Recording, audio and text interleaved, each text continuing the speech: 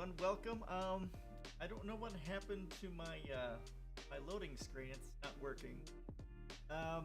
Worked last time with the updates. Another update would happen today, so that that wrecked it. My other screens. Anyhow, we're here. Let me know how the music is. My mic as well. For that, my mic is coming. I know it was pretty quiet last time as far as I was told, so I'm turning it up, so hopefully you don't have to worry about it. Alright, we made it to Saturday. I don't have anything crazy going on this weekend. My sister and family were supposed to be coming down. We were supposed to meet at my parents' house. My father is sick. Some reason he went into work on Friday, sick. And they don't have decent, I don't think they have decent healthcare or time off there, so that's probably part of it, you know, capitalism. But oh, why is this? Okay, so hold on. The looks like the captions are working. It's just not going to the right place. Let me figure out where, because that's updated. Where did this go? Okay, add text output to text source, close captions. Okay, here. Hopefully, there we go. Now it's working. So let's adjust this. Lines. No, we want to. There we go. That's much better. Let's slide it. No, not quite that far. All right, there we go. It's working. Good. So yeah, my father went to work even though he was sick. And so my sister and family aren't going to come down today, and I'm not going to see them, which is sad because it's always a fun time to see them. See, although tomorrow I do have a meeting with Socialize, which is another resource-based economy group. It's my first kind of meeting with them. They kind of shifted things around so I could attend. It's at 11:30 Central. On Sunday, so I'll be doing that. What else? Not a whole lot else is going on. I really want to do one video a week, just one news article, get my thoughts on it and put it out there, but it's just I work until 6 and it's really difficult to put the time in to research something. It's nice to do one a week, then on at the end of the month just do an aggregate one for, this is what's happened during the month. But I haven't, at some point, hopefully I'll do that. At some point. Not much else is going on. Anybody have anything going on for them? I don't have, my life is pretty quiet right now. Work, got 2 projects kind of finished, but I've got one that I need to do. I need to do an audit, accessibility audit of some new training, staff-facing training for stuff. I've been dragging my feet on it, but actually it's a re-audit. They made some changes, and I have to go and make sure that changes they made are what they said they would do. And so I've got that to do. I have to get that done Monday. But not so much is going on with me. It's pretty slow right now. Oh, my shelves got done in my office, and I'll post the picture of that in Discord so you guys can see that. I'm excited about that, and hopefully next week or two the back part of the office will get done, and then my office will be finished, and I can finally go through and clean and get everything put together the way I want it. Oh, I also figured out how to on my air conditioning heating unit thing here, how to clean out the filter. So that was nice. I got that cleaned out. It's not like a HEPA filter, but it just gets a big particulate. So that was nice. I got that figured out. That's all I got going on. Yeah. So today we've got some tech stuff, and then we've got some fossil fuel stuff, and then we'll have an article that was read by Zach Marlowe of the Moneyless Society. Actually, I'm gonna, if you guys aren't supporting them, go ahead and do that. They're They're good people. Zach is great. Those guys are great. Matt there has a book coming out soon called Moneyless Society. That's coming on. But as part of the Patreon, Zach read this right-wing piece. He read several right-wing pieces, like a right-winger might, and it was really well done. It's exclusive just to the Patreon community. So jump on there, check out and support their podcast. They could use the support because they do a lot of really great things with their podcast. A lot of great interviews. I've just really started diving into it recently. I supported them. I'm supporting them on Patreon, and I've watched all this season of the Moneyless Society. I have to go back and watch some of the last season or episodes of Moneyless Society. I think really good stuff there. This last few months has been really, really great. They just had Steve Grumbine from True Progressive to talk about modern monetary theory, which was a good conversation. They had the guy who pioneered the word systemic and structural violence on, which was a great interview as well. He was amazing. So check him out, support them, and yeah, that's the thing. All right, so we're gonna read this article here first from 24 son of a bitch. In 2014, talking about the U.S. somehow,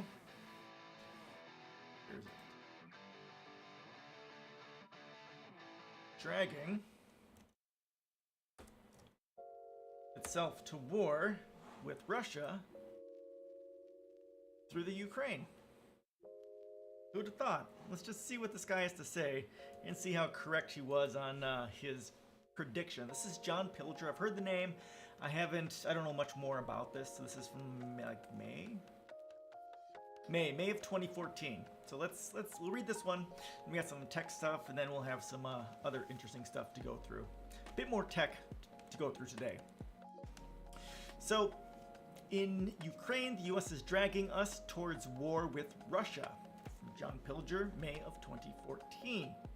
Washington's role in Ukraine and its backing for the regime's neo-Nazis has huge implications for the rest of the world. See how true this all rings. Currently, I'm standing up with my standing desk, so that's why my hands are behind me. I do that. Why do we tolerate the threat of another world war in our name? Why do we allow lies that justify this risk? The scale of our indoctrination, wrote Harold Pinter, is brilliant, even witty, highly successful act of hypnosis, as if the truth never happened even while it was happening. Every year, the American historian William Blum publishes his updated summary of the record of U.S. foreign policy, which shows that since 1945, the U.S. has tried to overthrow more than 50 governments, many of them democratically elected, grossly interfered in elections in 30 countries, bombed the civilian populations of 30 countries, used chemical and biological weapons, and even attempted to assassinate foreign leaders. Sounds par for the course for what the U.S. does, right? In many cases, Britain has been a collaborator. The degree of human suffering, let alone criminality, is little acknowledged in the West, despite the presence of the world's most advanced communications and nominally most free journalism. That the most numerous victims of our terrorism, are Muslims, is unsayable. That extreme jihadism, which led to 9/11, was nurtured as a weapon of Anglo-American policy. Operation Cyclone in Afghanistan is suppressed. In April, the U.S. State Department noted that following NATO's campaign in 2011, Libya has become a terrorist safe haven. The name of, quote, our enemy has changed over the years from communism to Islamism, but generally it is any society independent of Western power and occupying strategically useful or resource-rich territory, or merely offering an alternative to U.S. domination. The leaders of these obstructive nations are usually violently shoved aside, such as the Democrats Mohammad Mossadegh in Iran, Arbanez in Guatemala, and Salvador Allende in Chile, that's from 1973. Or they are murdered like Patrice Lumumba in the Democratic Republic of Congo. All are subjected to a Western media campaign of vilification, think Fidel Castro, Hugo Chavez, and Vladimir Putin. Washington's role in Ukraine is different only in its implications for the rest of us. For the first time since the Reagan years, the US is threatening to take the world to war. With Eastern Europe and the Balkans now military outposts of NATO, the last buffer state bordering Russia, Ukraine, is being torn apart by fascist forces unleashed by the US and the EU. We in the West are now backing neo-Nazis in a country where Ukrainian Nazis backed Hitler. Oh, that's pleasant. Pleasant.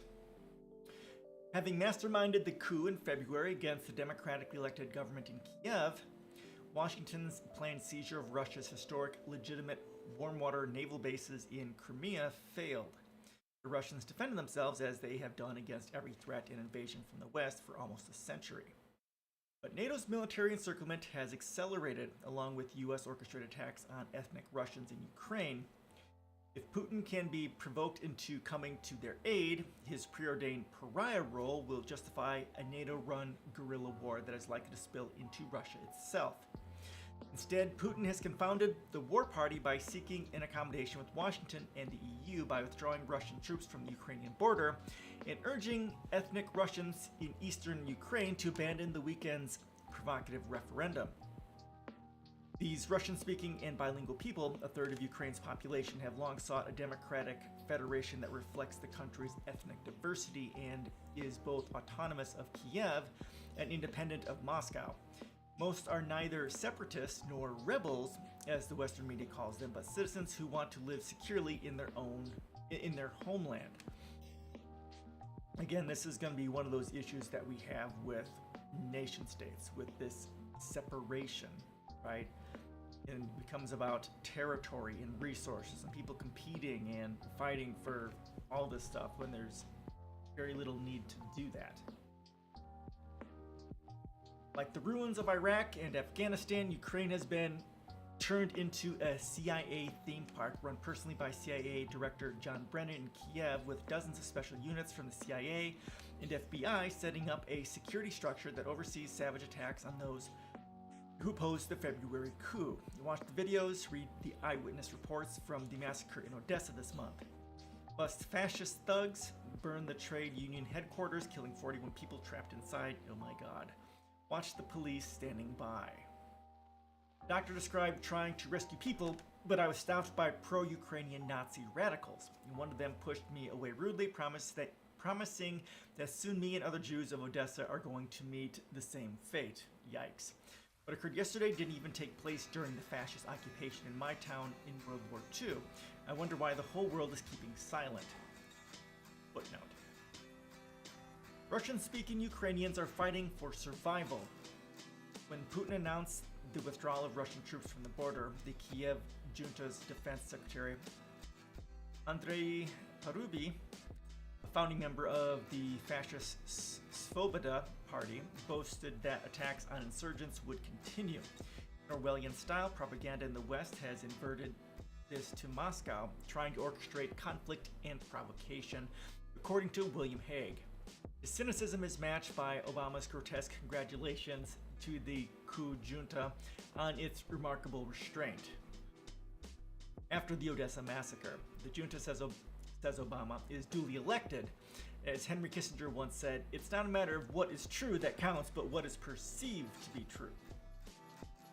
You control the messaging, you control the truth, right? In the US media, the Odessa atrocity has been played down as murky and a tragedy in which nationalists, neo-Nazis, attacked separatists, people collecting signatures for a referendum on a federal Ukraine. Rupert Murdoch's Wall Street Journal damned the victims, deadly Ukraine fire likely sparked by rebels, government says.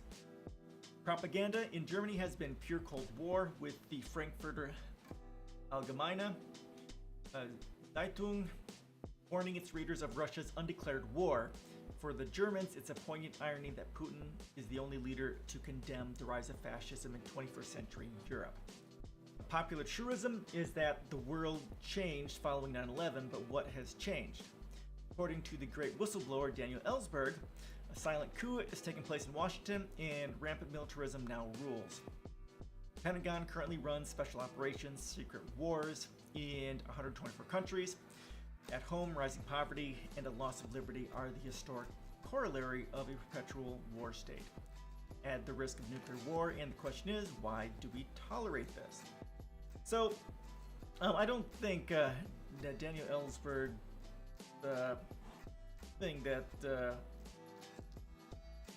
what do you say? Rampant militarism now rules. That's always pretty much been the case with the United States. I mean, it's only been like 20 some years where we haven't been murdering somebody globally, right? So this is it's an interesting article. It seems to pretty much follow for what's been happening currently in Ukraine. Definitely seems as if the this really was the stepping stone towards conflict with Russia, using Ukraine as a proxy. Yikes. Some people saw it.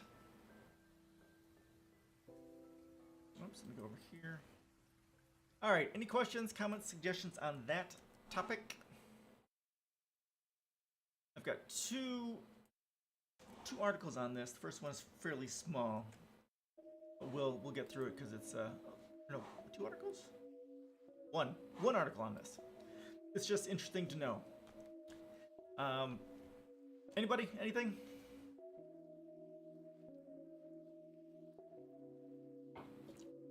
I've been a fan of vertical axis wind turbines from kind of the moment I heard about them years ago, so it's always kind of nice to see this. They're not as efficient as as horizontal axis wind turbines, the standard wind turbines, but they have a lot of other benefits. So this white paper, which is from okay, so this is the company that actually makes this vertical axis wind turbine. So of course there's a bias here, just keep that in mind. But we'll go through this really quick so you can at least have an idea what they're saying here. White paper, possible to dramatically increase power density wind farms with C-twirls vertical axis wind turbines. Due to faster wake recovery, it is possible to place C-twirls vertical axis wind turbines, VAWT, closer together in a wind farm and get more power generation from the same area. Simulations in a new white paper show. Actually, in some ways, I think we've already covered this. I think we've already read an article on this, but yeah. So ideally, so what they're pointing at is through wind simulations. If you put them closer together, the turbulence made from the wind turbine spinning helps to get more power downwind from the other turbines themselves. C-Twirl commissioned the white paper from Dr. Pablo Oro, a researcher at the University of Manchester. It investigated different spacing configurations in wind farms with 25 10 megawatt turbines placed in 5 rows. Due to the reduced wake interference, vertical axis wind turbines outperformed horizontal axis wind turbines in all scenarios. The paper concluded vertical axis wind turbines turbine wakes recover faster than horizontal axis wind turbines turbine wakes due to the different mixing with the atmospheric flows, which in turn leads to more efficient arrays. It is due to the higher turbulence intensity. A simple way to visualize this is to think of a stream of water. If you put a propeller in the water, it will create a long twirl behind it, but if you stir the water with a spoon, the turbulence it creates will subside much faster, says Jonas Bostrom, CTO of C-Twirl. Okay, the most dramatic difference was with the slender vertical axis wind turbine, i.e. turbines that are taller but have smaller diameter, that reached a power density of almost 19 megawatts per kilometer squared compared to 2.65 megawatts per kilometer squared for typical horizontal axis wind turbines. That's a huge difference. Changing the aspect ratio, the relative width and height, while keeping the area swept by the turbine constant is unique for vertical axis wind turbines and strengthens C-Twirl in discussions with developers. There are discussions in many countries to increase the power density demands for coming offshore wind farms to avoid building in eco-conservation areas. The white paper shows that sea twirl can be placed in very dense wind farms without losing much efficiency due to wake effects. So yeah, part of, again, what I talk about in my policies is, if we're going to put sustainable energy out there, let's put more than one type of sustainable energy out there. So if we're going to do wind turbines, let's do tidal there too. Tidal under there as well. Tidal, wave, and whatever else. In the water, it's a bit harder to do to stack things, but you can do at least that. Those two things. Oh. All right, so next we have one quick article on this, which is about taking our vertical farms underground. That's part of what I want to see. We need to be shifting most of our farming to be vertical farming, but another way to help insulate that is to take it under the ground. Now, the way that these people are achieving it is a bit different than what I typically envision, but this is pretty interesting. This is October 12th, so this is just about 2 weeks away. Questions, comments, suggestions on the vertical axis wind turbine thing before we move on? Anybody?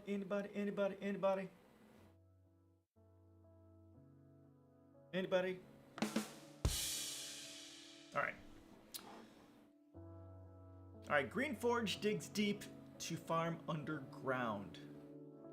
So like right here, they got these little things, and then their stuff gets put underground like this. Normally I would say, take 10 stories, dig 10 stories in the ground, and then do this.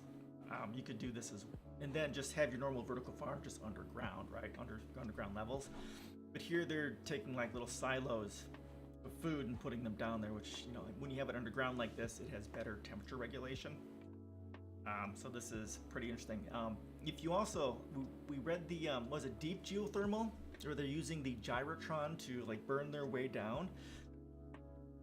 I wonder if they've investigated that as a way of getting these holes made in such a way that it's cheaper to do instead of just digging.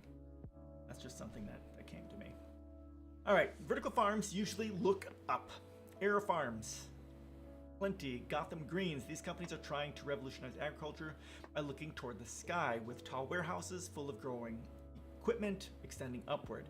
But Philippe Labrie is looking down. Labrie is the CEO and founder of the pre-seed startup Green Forges, an underground farming company founded in 2019 looking to take vertical farming technology underneath buildings. Earlier in his career, Labrie thought he, too, would be looking to the sky for farming potential with rooftop greenhouses, but he found that the sky does, in fact, have a limit. I stumbled upon a paper that was analyzing how much food production capacity can we do in cities using rooftop greenhouses, he said. It's a relatively low number. We're talking 2 to 5% ranges for cities of 2050. No one was asking the question, can we grow underground? Yeah, and this is, yes, exactly. And rooftop obviously has significant limitations because there's only one level, honestly. If you want, we need to shift to vertical farming. High, stories of vertical farming, and you can get even more inside the city if we push it underground. This also allows us to do geothermal and other forms of temperature regulation using geothermal too. There's just a lot of stacking that can happen if we put our stuff under the ground. Agriculture has always been a business fueled and restricted by space. When agriculture first emerged around 12,000 years ago, farmers had to clear forests for cropland. That destructive process has continued to this very day. In order for farmers to grow more food and make more money, they need more land. Traditional vertical farming tried to solve this land conversion issue by moving farms to urban environments and stacking the crops on top of each other. Yep, but the warehouses still have to sit somewhere. Green Forges is trying to take advantage of space that would otherwise go unused under our feet. Yeah, and like I say, we need to build up and we need to build down. And building down has a lot of obvious advantages, temperature regulation, access to geothermal, and things of that nature. After 2 years of research and development, the company is planning its first pilot underground farm system north of Montreal in spring 2022 with Zone AgTech, an incubator for agricultural technologies. The company's farming system will use existing controlled indoor agriculture technology, including controlled LED lighting, hydroponic growing, growing without soil, and climate controls for humidity and temperature, but with a novel approach. Instead of taking over large warehouses, Green Forges will drill 40-inch diameter holes into the ground underneath new buildings and lower the equipment into the hole. Maintenance and harvesting will be done by mechanically pulling the crops up to the surface where a human can fix or pick. The pilot program will place the farm's 15 meters deep, about 45 feet. But Green Forges has plans and models for farms up to 30 meters deep or 90 feet. Okay, that's pretty good. Yeah, so here they kind of have a image. Yeah, computer rendered, got the hole with metal around it, and being able to lower things down into it. Again, they could even make this more by having, of course, this whole thing underground and then put it underground even farther. So Green Forges show how its basement vertical farms will be mechanically pulled to the surface so customers can pick the leafy greens easily above ground. According to Labrie, moving the vertical farms from above ground to below comes with a host of other benefits, some directly solving the largest obstacle controlled environment agriculture farming faces: energy cost. Yeah, that's exactly right. And that's, again, why I talk about moving our buildings underground. I mean, not just because of all these benefits that we can get from moving our buildings underground. I mean, my God, we'll save on, especially if you have earth-sheltered underground buildings, you save on siding, you save on roofing, you save on energy because it's so much, because the temperature variation is so much more moderate that way. It just boggles my mind that we're not doing this. But also in doing that, especially on a large scale here with our people, our people in buildings today, that will become useful as we go into space, because a lot of these places will have to go put our stuff underground to protect ourselves from radiation and the cold and that sort of stuff. And being underground will help with temperature regulation and protecting from all sorts of. That will be needed. And even for here on the Earth, in the long term, with climate change, the climate crisis, the climate breakdown happening, humanity has to go underground. That's just the way it's going to end up being, because our surface is going to become this giant torrential hellscape,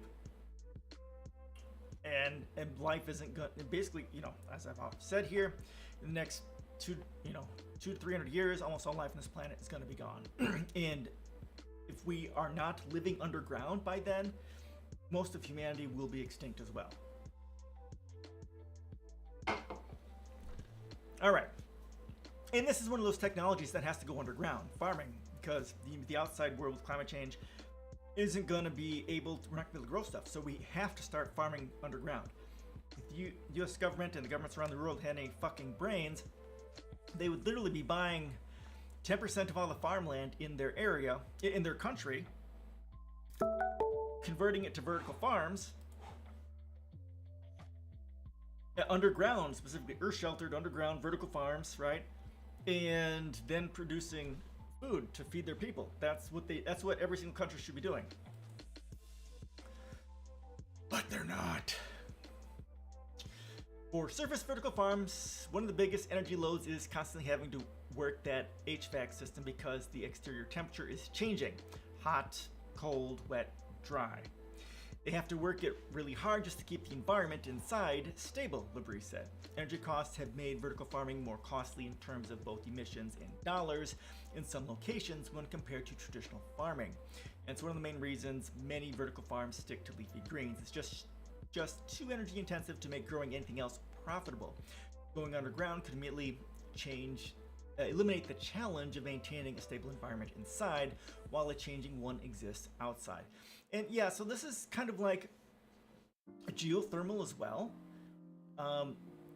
Again, if the United States, got its head out of its ass. The United States should be sponsoring, buying up land for farming and 10% of it and shifting it to vertical farm and shifting a bunch of it underground. And the United States could, help buy that and also subsidize the digging. That is also something that they need to be doing for geothermal. The United States needs to be buying up basically coal plants, oil plants, eliminating them, tearing them down, and converting them to geothermal plants. And we can get significantly more money out of these by shifting to geothermal. And if you really wanted to get into combining things, you could, the US government could buy like 10% of the farmland. They could shift it to vertical farming, but at the bottom of it, have the bottom part of it geothermal, so you get more bang for your buck. And then if you really want to get crazy, you have an earth sheltered building with vertical farming underground, geothermal, deep well geothermal underground. Then on top of the earth sheltered vertical farms, you've got vertical axis wind turbines. On top of that, you've got solar panels. And on top of that, you've got fucking horizontal high altitude wind turbines, or even we have an article here today that we can read about power satellites. So you can have all that in one area, creating food, creating energy, and stuff like that. That's what the government needs to be doing. But it's not. The moment you go underground, now you become season agnostic, said Jamil Madinat, an engineering manager at Green Forges. This is where the holy grail of energy savings is going to take place. Yeah, and much like with geothermal, it's that initial drilling, the initial getting underground, that is the most expensive part. But once you get past that, right, then you've got, like they're saying here, you can grow food all year round. For that same amount of land, you can grow food not just 3 or 4 months a year, but for all 12 months. You can get so much more. It uses like 10% land, 10% of the water, and you can get like 100 times the amount of food out of it. So much more efficient, but it is much more expensive to start. When it comes to electricity and energy supply, the more steady it is, the better your economics works, Madinat said. When you have to consume a high amount of energy at once and then drop it all at once, that's not what the grid likes. The grid likes steady supply. Right, and so again, if you stack it, you've got these underground vertical farms, then you have geothermal under that. You've got the energy supply to supply this, and then you have extra supply outside of it, with the vertical axis wind turbine and the solar panels on top of it and all that sort of stuff. So you've got a steady supply of energy plus a bunch of extra that you can sell back to the grid, and you've got food. It's a really great combination. Having a steady demand for energy because the temperature outside the underground farm is steady creates the potential for massive energy savings and sustainability. Green Forges is also able to do this with lighting by giving half the crops daylight while the other half gets night, and alternating them so the energy needed for lighting is always the same. Okay, that's pretty cool. That's smart. Smarte. Additionally, Green Forges is only looking at regions that get most of their energy from renewable electricity like solar and hydropower to avoid adding emissions to the environment through burning fossil fuels. Smart. It just doesn't make sense to grow food indoors by burning stuff, Labrie said. Yeah, and working with geothermal energy providers like the deep geothermal from the MIT thing that we've read about. I'll go throw that in here because I'm going to keep talking about it. I really like this idea. I think it's I can never remember what it's called. Let's see if we can. Thermal, deep well geothermal. Ultra deep geothermal. Here we go. I'll throw that in here. Yeah, how about we'll take a quick look at this too after we're done with these two articles. Actually, this article, and then we'll go over it really quick just so you can see it again. All right, so here's some photos of their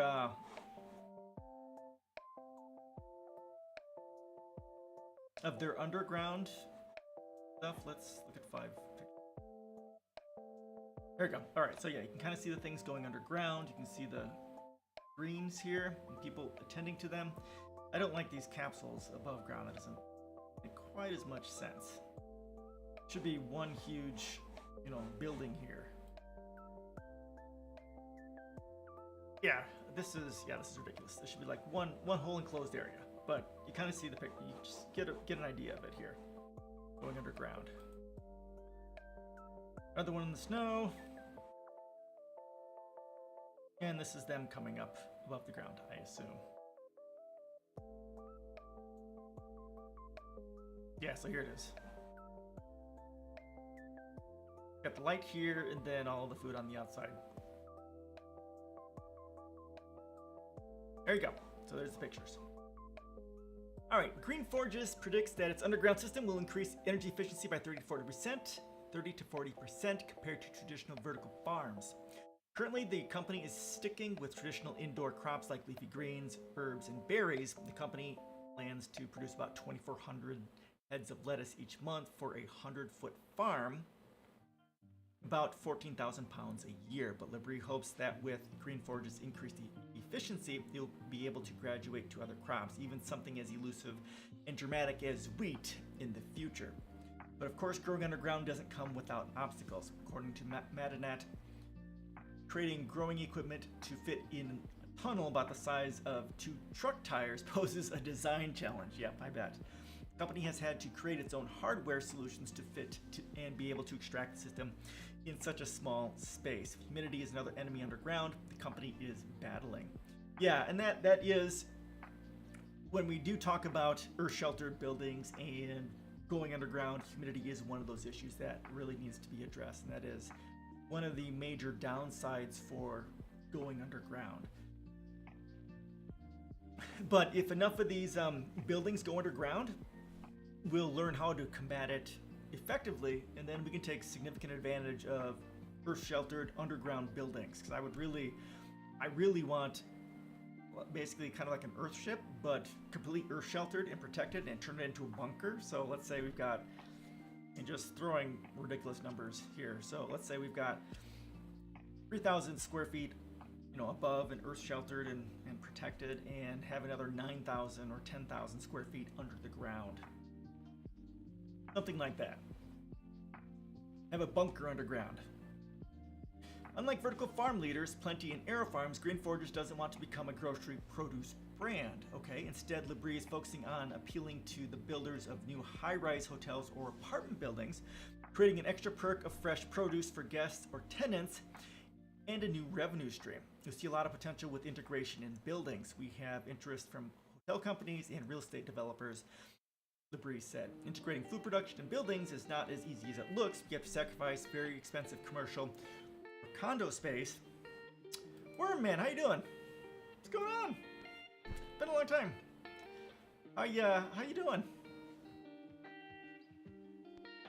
Good to hear. I'm doing good too. Streaming, woohoo! Doing some sustainable farming tech. Doing vertical farming underground. It's pretty cool.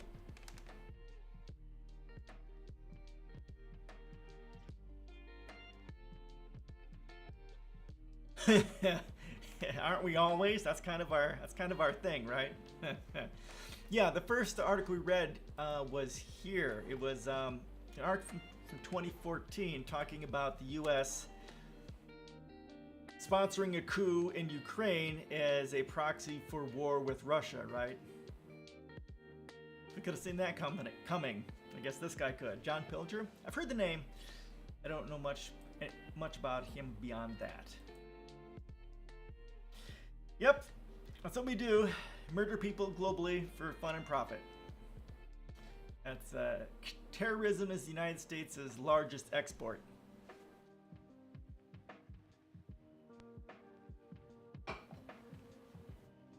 So, yeah. What else is happening with you?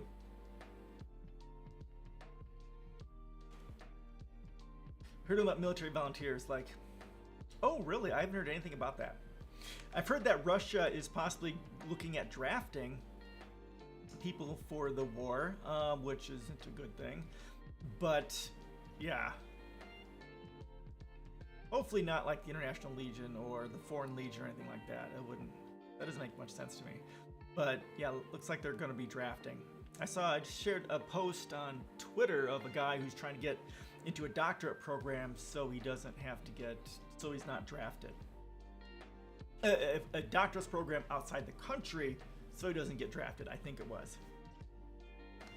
Yeah, that would be so stupid. So stupid. United States massively sucks. So much suckage. This whole thing with fake borders and murdering people to get resources and shit like that and competing, it's so bad. So horribly bad.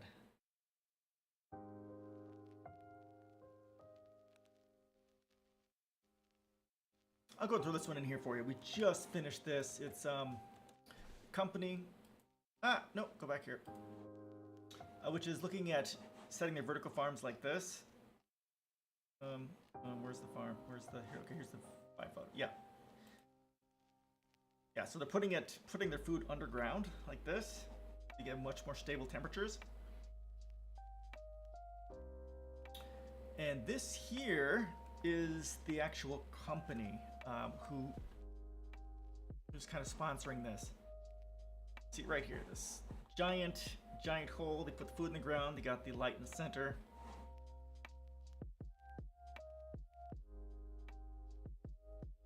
Pictures. We're not going to read this. Read the other one, but you can kind of see. Okay, geothermal synergy. Maybe we'll read this part because this is something that I was talking about earlier. If you're going to do something like this, so you have your you have your vertical farming underground, and then below that you should have geothermal, or at least in tandem with that. Okay, so let's, and for that we have a big edge, the ability to cool down the green forges thanks to geothermal energy. This is significant because geothermal is one of the most energy efficient ways you can keep the temperature of the environment stable. It requires significantly less energy than the alternatives. They aren't as widespread because they require drilling or excavating, which has a cost, but in the case of green forges, we already have that machinery on site, so it's a no-brainer. Yeah, so yeah, using geothermal, like passive geothermal to heat and cool it, makes a lot of sense. This isn't technically geothermal energy, it's geothermal cooling, right? Yeah, because they're not producing energy. Yeah, so I'll leave you guys with that link so you can take a look at it a bit more. And this is when I was talking about the company, which uses, God, digging super deep, what is called deep well geothermal. They're using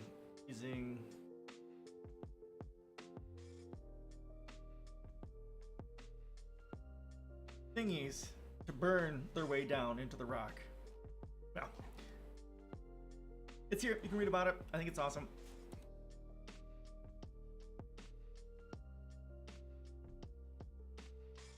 And I have links to that in my policy as well, which is here. This is my policy, and this is links to geothermal. This is the ultra deep geothermal and some articles about it and some other things here on geothermal. I'll just throw this here in chat as well in case you guys get super bored. All right, so we've got any questions or comments before we move on to that? We've got 2 things here about the fossil fuel industry, world's first fossil fuel registry, and health groups call for global fossil fuel non-proliferation treaty, which are both very, very good things. Fossil fuel's bad.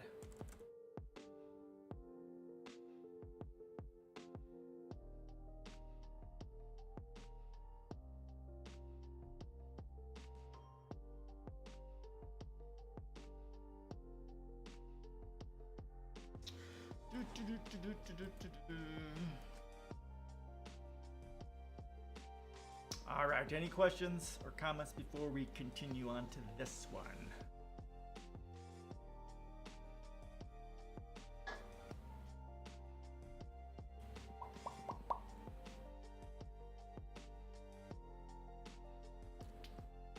Okay, so World's first fossil fuel registry launches. The Global Registry of Fossil Fuels is the first large-scale public database to track what is yet to be burned.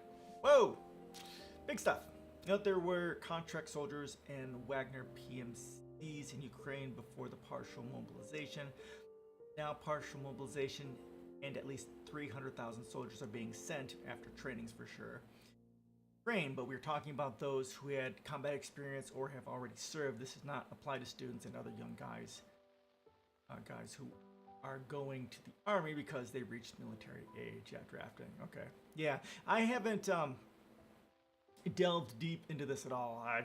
We've read like 1 or 2 articles on this, and that's it. A lot of other streamers have covered this more in depth than I have, but yeah, it's not good. It's not good what's going on there. Hopefully they don't end up drafting people. Hopefully somehow this gets resolved. I don't see a way, because the United States is just going to destroy the Ukraine just like they've destroyed Afghanistan and Iraq. I mean, there's too much money to be made by murdering people. They need another enemy. And Russia's going to be it. As always, it's always about Russia. Always about communism. Ugh.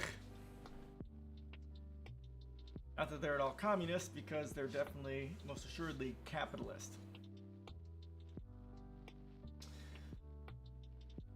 All right, the Global Registry, okay, so its launch coincides with global climate talks set to take place at the UN General Assembly in New York. Okay, when is this dated? Dated.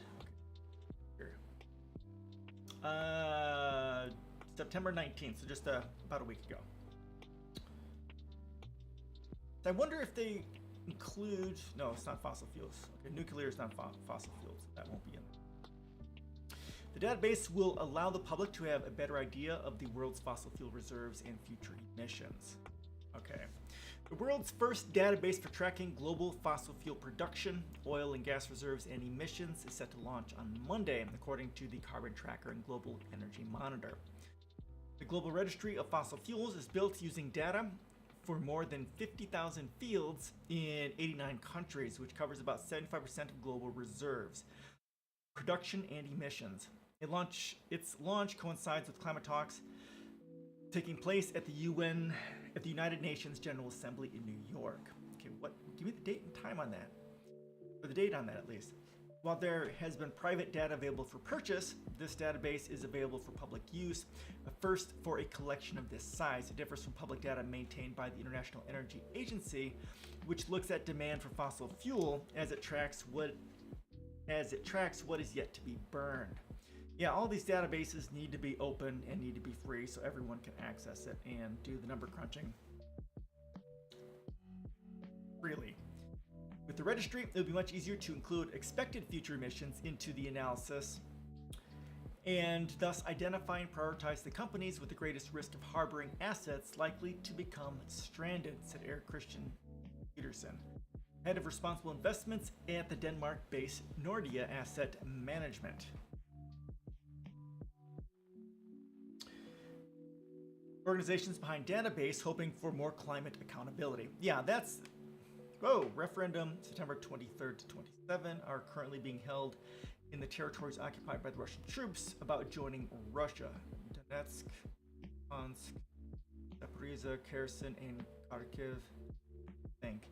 In case of another bombing of these territories by Ukraine, it will be considered as an attack on the territory of Russia, and Russia's attitude. This would be different. Yeah, I heard something about this. That they're going into people's homes and grabbing them and forcing them to sign referendum for just that reason. Yeah. It's not good. It's not good. I mean, Putin is an expansionist, and the United States is just giving them plenty of reason to do what they're doing. And it's not good. No one is going to win out of this except for the 1%. People of Ukraine sure as hell aren't winning. People of Russia aren't going to win. Only the 1% is going to win out of this. It's us peasants who always pay the price.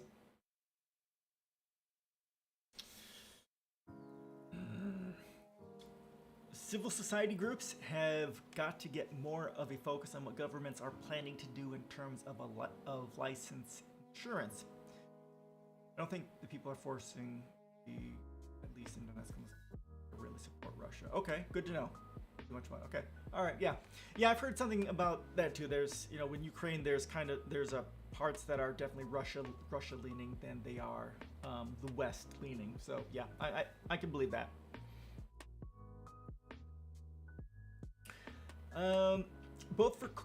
Civil society groups have got to get more of a focus on what governments are planning to do in terms of license and issuance, both for coal and oil and gas, and actually begin to challenge this permitting process, says Mark Campanale, founder of Carbon Tracker. No, it's all good, dude. It's good to know. I'm not keeping track of it, so it's good to know what you're hearing out there.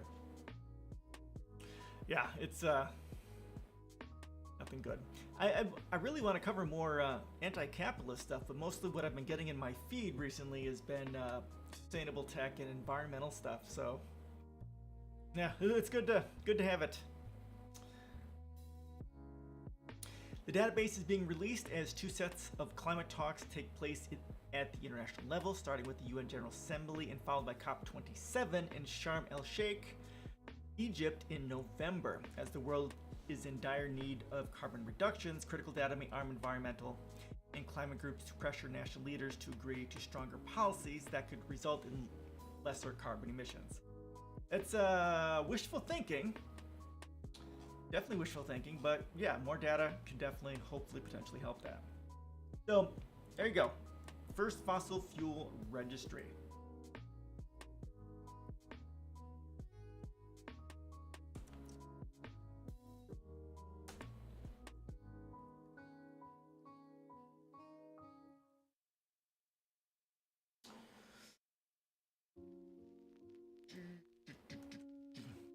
All right.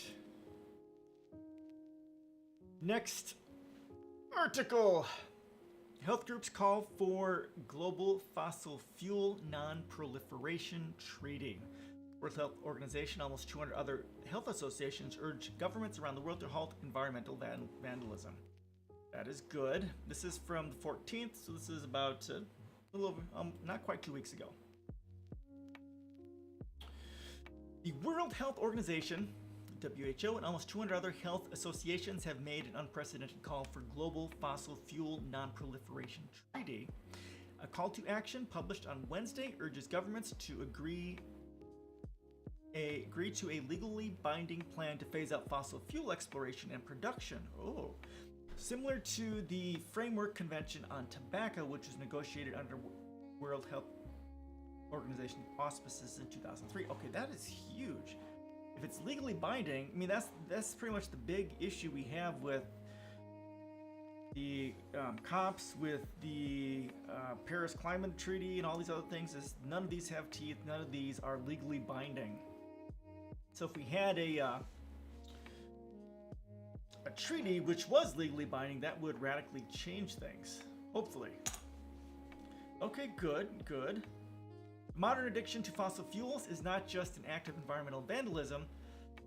From the health perspective, it is an act of self-sabotage, said the World Health Organization President, Dr. Tedros Adhanom.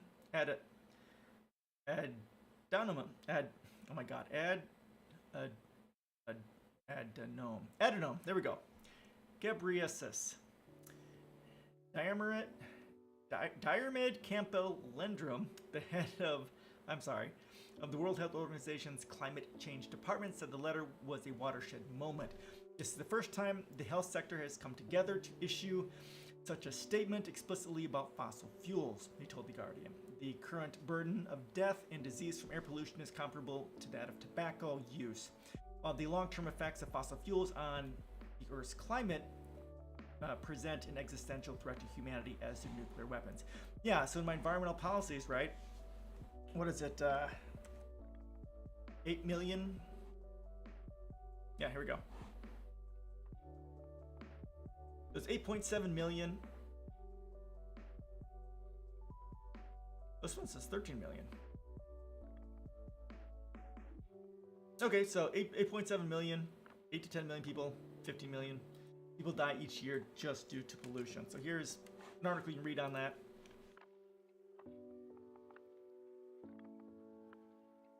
Yeah, so millions died just due to pollution. Just you know, mostly cardiovascular, upper respiratory sort of stuff.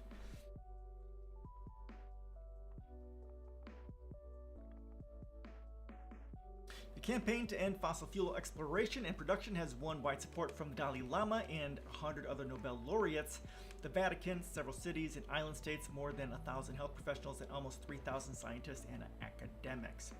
The initiative aims to emulate the successes of the Treaty on Non-Proliferation of Nuclear Weapons, signed in 1968, which has to some extent limited the spread of atomic weapons and technology, which the US unsigned, which is something that we need to re-sign. More countries have signed that treaty than any other arms-limiting convention, although nuclear powers such as India, Israel, North Korea, and Pakistan have not. Ira Helfand, the Nobel Peace Prize winner and co-president of International Physicians for the Prevention of Nuclear War, said the two overriding issues of our era, the climate crisis and the danger of nuclear war, are deeply intertwined. The climate crisis is leading to greater international conflict and a growing risk of nuclear war, and nuclear war will cause catastrophic, abrupt climate disruption. Yep, the world must come together to prevent both of these existential threats. Yeah, and my policies talk about that sort of a thing too. We need to basically sign treaties which ends nuclear weapons, which ends nuclear reactors, and also commits to a war on climate change. I emailed comments supporting the new initiative. The laureate, Professor Noam Chomsky, said, "Humans are marching towards a precipice. When we reach it, unthinkable catastrophe is inevitable. There is a narrow window of opportunity to save ourselves and the innumerable other species that we are destroying with reckless abandon. There's still time to rid ourselves of fossil fuels. Not much. We will grasp the opportunity, or the human experiment will come to an inglorious end." Yeah, so I'll disagree with him on this one. I think we're far beyond that point. We are currently in the end of days.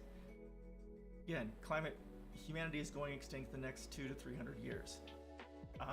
You know, we are in the end of days at climate scales, and it's going to take time and it's going to be slow. And with the best we can do is to basically move most of humanity underground to protect ourselves from the weather. And if we don't do that, we're pretty much fucked. It's either we commit a war on climate change now and potentially reduce the horrors that are going to come, which I think is the best possible outcome, or mass global extinction is what's happening for all life on this planet. As well as posing an existential threat to future generations, fossil fuels are a hazard to the present, claiming more than 8 million lives prematurely in 2018, 18% of that year's total deaths, according to one study. Most of those fatalities were caused by air pollution, but the climate crisis is also increasing the risk of heat-related illnesses and creating ideal conditions for the transmission of food and waterborne diseases and the spread of vector-borne diseases. Extreme weather events such as droughts, floods, and fires carry their own health hazards, while fossil fuel workers and communities close to the plants face a plethora of risks ranging from oil spills and pipeline explosions to lung disease and cancers. Right, and most of these are set next to communities of color or tribal lands, typically, because white people have the privilege of saying, "Not in my backyard, just throw it over there with those dirty people of color and let them die from it," right? Because, you know, systemic and structural racism and fossil fuels and climate change is a systemic and structurally racist event, because people, like we read last week, right? Africa is one of the countries that is going to face the brunt of climate change,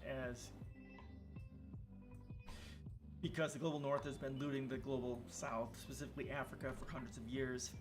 They don't have the money, they don't have the infrastructure, they don't have the support, and that's where the climate is changing significantly, and a lot of that space is going to be unlivable. Droughts, floods, it's going to be just horrible there. Horrible. They're going to suffer the most, yet they didn't also contribute much to our to the air pollution. That's mostly the United States and the global north. But they're the ones suffering most from it.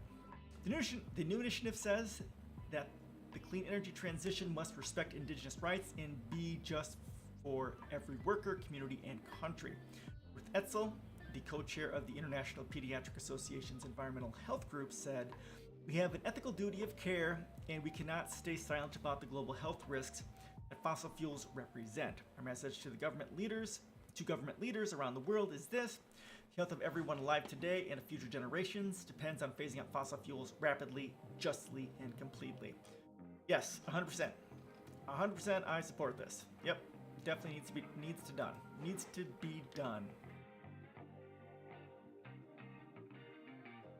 All right, any questions on or comments on that? Fossil fuels, climate change, or anything like that?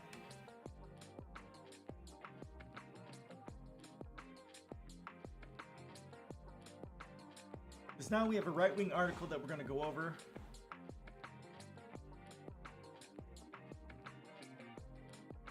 This is one read by Zach Marlowe of the Moneyless Society. It's kind of a, it was a video of him reading this and like a few other articles from this similar paper in a right-wing sort of fashion. It was pretty entertaining.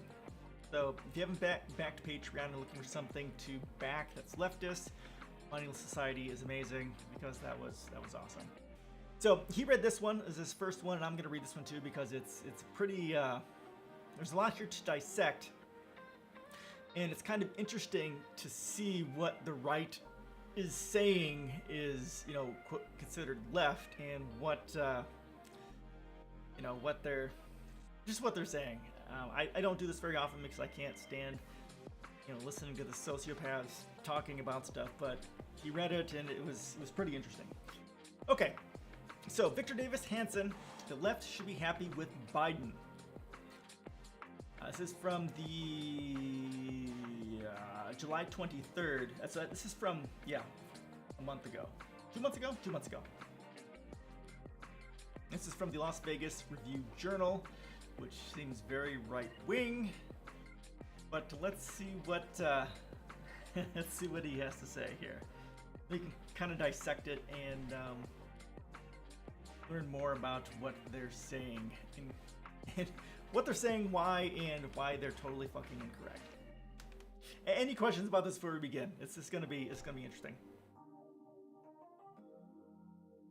Anything? Anything?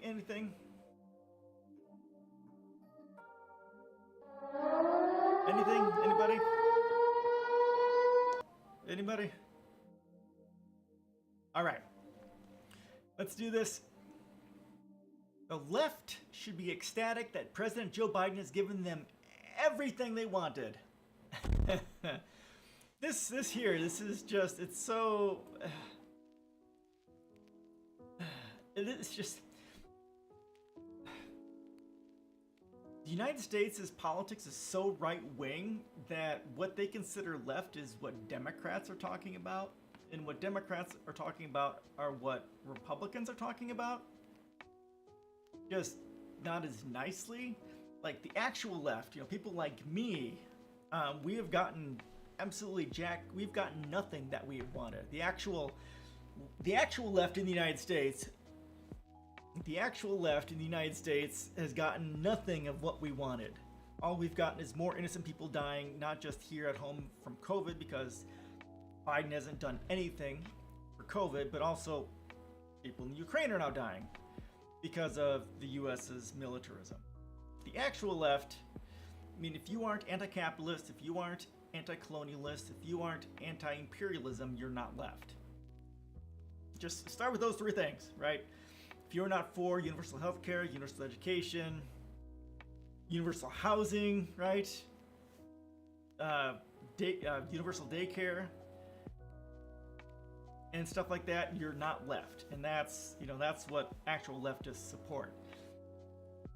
All right, so expect alien attacks on the White House and the Kremlin. Yeah, that's coming. It's got to. As fucked up as things are, that's what we should be looking for on our bingo cards, right? So, according to this guy, Biden has given the left everything we have asked for. Okay, the actual left has gotten nothing we've asked for. All right, the left likes inflation. No, we don't. It reduces the value of old money by printing lots of new money. Those richer who have it lose the value of their money. Those poorer who don't have any suddenly do. This shows like zero understanding of what inflation does. There's no difference between old money and new money. There's no difference at all. It's just money. Inflation goes up, buying value goes down.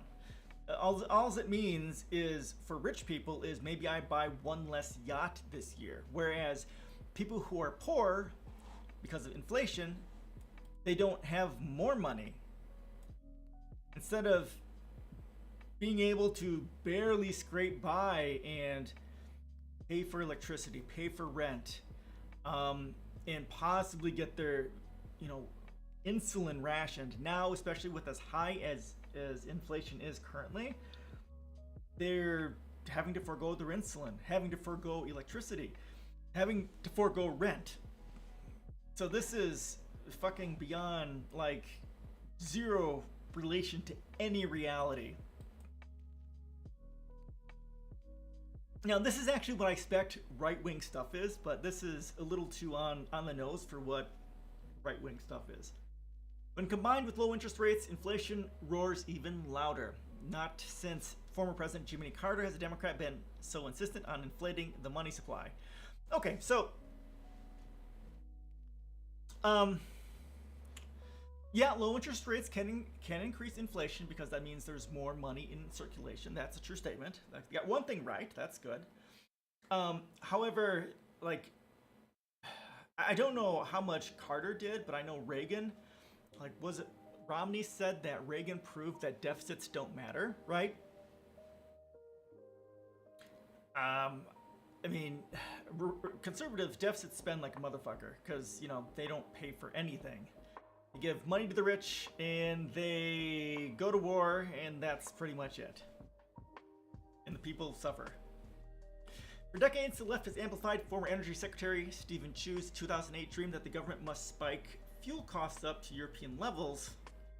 That makes zero sense. I can't imagine that's been a thing. There was seen as the best way to force unsophisticated Americans to quit burning gas and transition to renewable energy.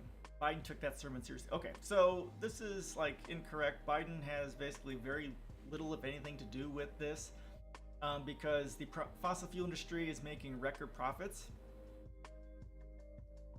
They're crisis profiteering. It's not that there's supply chain issues. It's that fossil fuel industry is seeing a moment and they are taking advantage of it and making shitloads of money off it. It's not Biden, it's the greed and exploitation of the fossil fuel industry. And this wouldn't do anything, honestly. Raising fuel prices, it'll get a handful of people to switch to electric cars, but the United States has one of the highest levels of income inequality in the developed world. I mean, the majority of the people in this country, especially with the inflation of gas prices, aren't able to even drive. Let alone, they aren't able to get an electric car, let alone afford gas to get to work. Some people can't even go to work because gas prices are so high. And that, what's his face? Fucking Buttigieg says, oh yeah, so just go buy an electric car. We just bought a car. 2019. I wanted to get a brand new electric car, but I don't have 40, 50 grand sitting around. Unless you got 40, 50 grand sitting around, which the majority of Americans don't have, you can't just go fucking down to the store and just pick up an electric car. It's fucking ridiculous. Stupid. Okay. He canceled federal energy leases. He shut down drilling in the Arctic National Wild Refuge. He canceled pipelines and warned the oil industry its days were numbered. Biden has done more than any other Democrat to ensure fossil fuels were unaffordable, forcing America's supposedly unthinking consumers to drive less or consider ditching their gasoline engine cars. Okay, so there was a little bit of something like that, but ultimately the number of permits increased under Biden, and they're increasing drilling in different areas too. So there's a little bit of truth to this, but not so much, because there's still, Biden's administration has okayed more drilling permits. And it has nothing to do with this because, income inequality. The hard American left always wanted unlimited illegal immigration. Okay, so no one is illegal on stolen ground. Now, to be fair, sure, yes, I'm very much for open borders. Okay, there's some truth to that. Biden agreed and has been lax on security at the southern border. Okay, that is totally fucking incorrect. I mean, like, he has deported more people than Trump did. Didn't he deport more Cubans, Haitians, or whatever than even Obama did, or some shit like that? So this is just patently incorrect. And not only that, but he did something Trump couldn't do, right? He got Mexico to pay for some border security. Not the wall, but border security, right? So he's jacked up border security and he's deported more people than I think even Obama. So this is patently lies, like most of what you'll read in here. Biden agreed and has been lax on security at the southern border. Incorrect. The result is that in less than 2 years, nearly 3 million illegal aliens have surged into the United States. Nearly all of them arrived unvaccinated, untested, and inadequately vetted during the height of the COVID-19 pandemic. Okay, so 3 million illegal aliens. This I sincerely doubt because he's been deporting a shitload and increasing border security and stuff like that. So this, I don't know much about these numbers, but this seems ridiculous. Now, why have all of them arrived unvaccinated? So let's dive into systemic and structural racism in capitalism. The global north has been holding the global south hostage, especially during COVID-19. We can talk about this with Bill Gates, right? Bill Gates was a huge part of ensuring that we did not open source the vaccines and make sure that they are available freely to everyone, all the countries in the world to make their own. So we can thank Bill Gates for that. The United States has the ability to crank out a shitload of this stuff and just start giving it to these, the countries that we've been exploiting for hundreds of years. But we haven't done that. Any immigrants who are coming here who are unvaccinated, it's because of the United States and the global north and their systemic and structural racism and the way they've been looting the global south. So blame America. Not Joe Biden. I mean, he's definitely to blame too, but blame America. Blame capitalism. American capitalism specifically. Biden worries that record numbers of Americans are dying from drugs that now pour across the border. Cartels became richer and more powerful than ever under his watch, while child traffickers were freed from worries. None of this makes any sense. This is just fear mongering. The cartels are funded mostly by the CIA. The money from the CIA and their drug trafficking funds the coups and stuff like that around the world. So, yeah.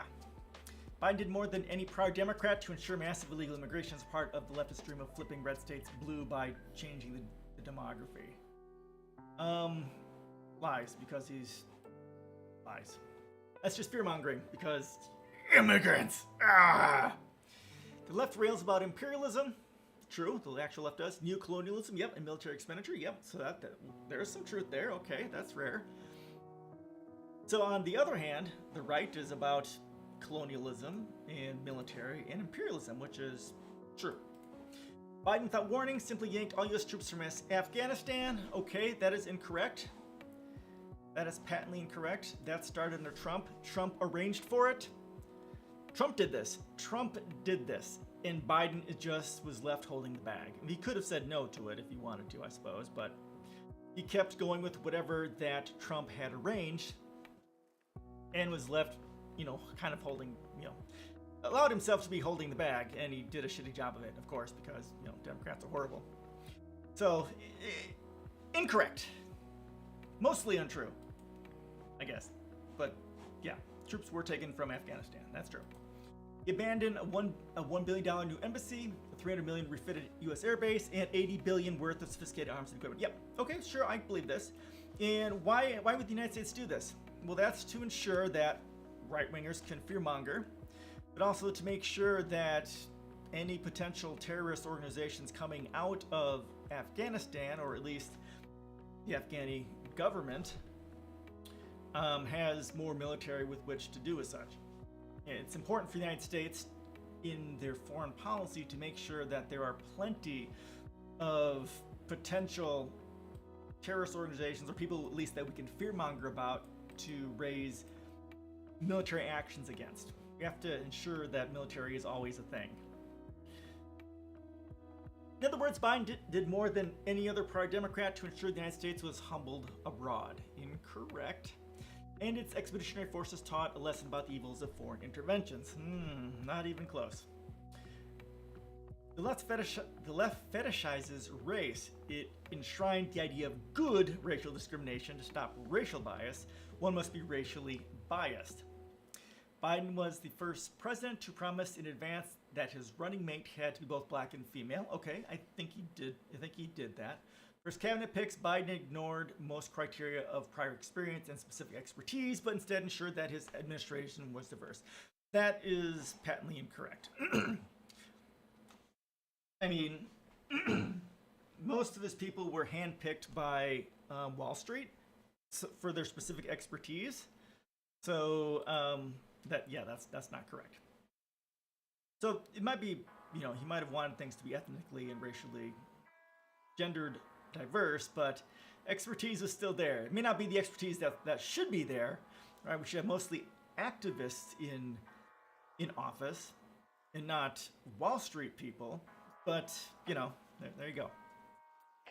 No prior Democratic president has been so beholden to identity politics or so consistently used de facto racial, gender, and sexual identity quotas in his presidential appointment.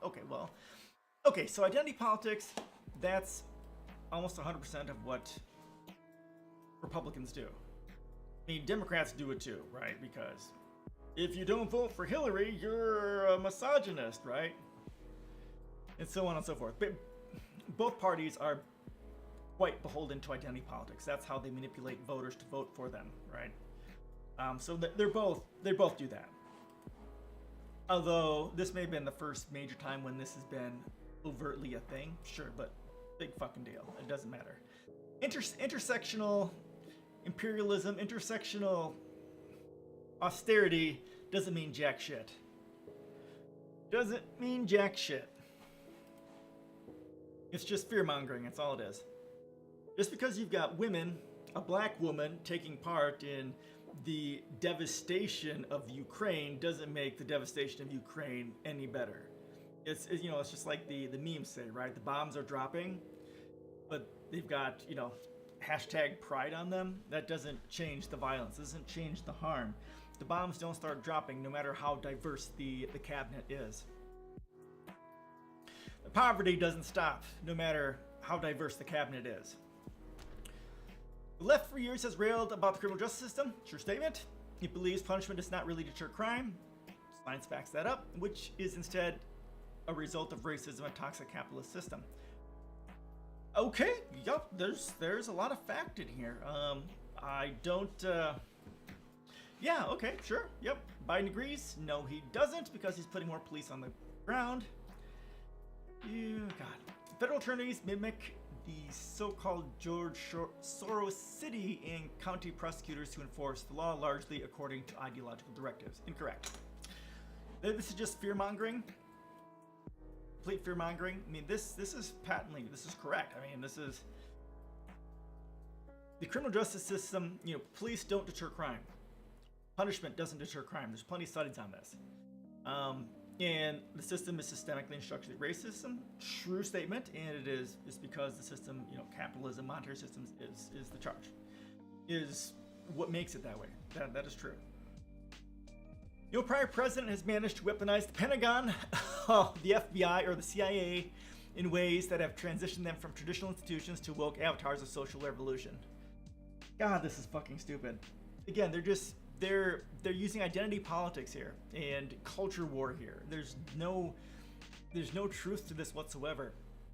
The FBI and the CIA, again, intersectional imperialism doesn't mean the bombs stop dropping.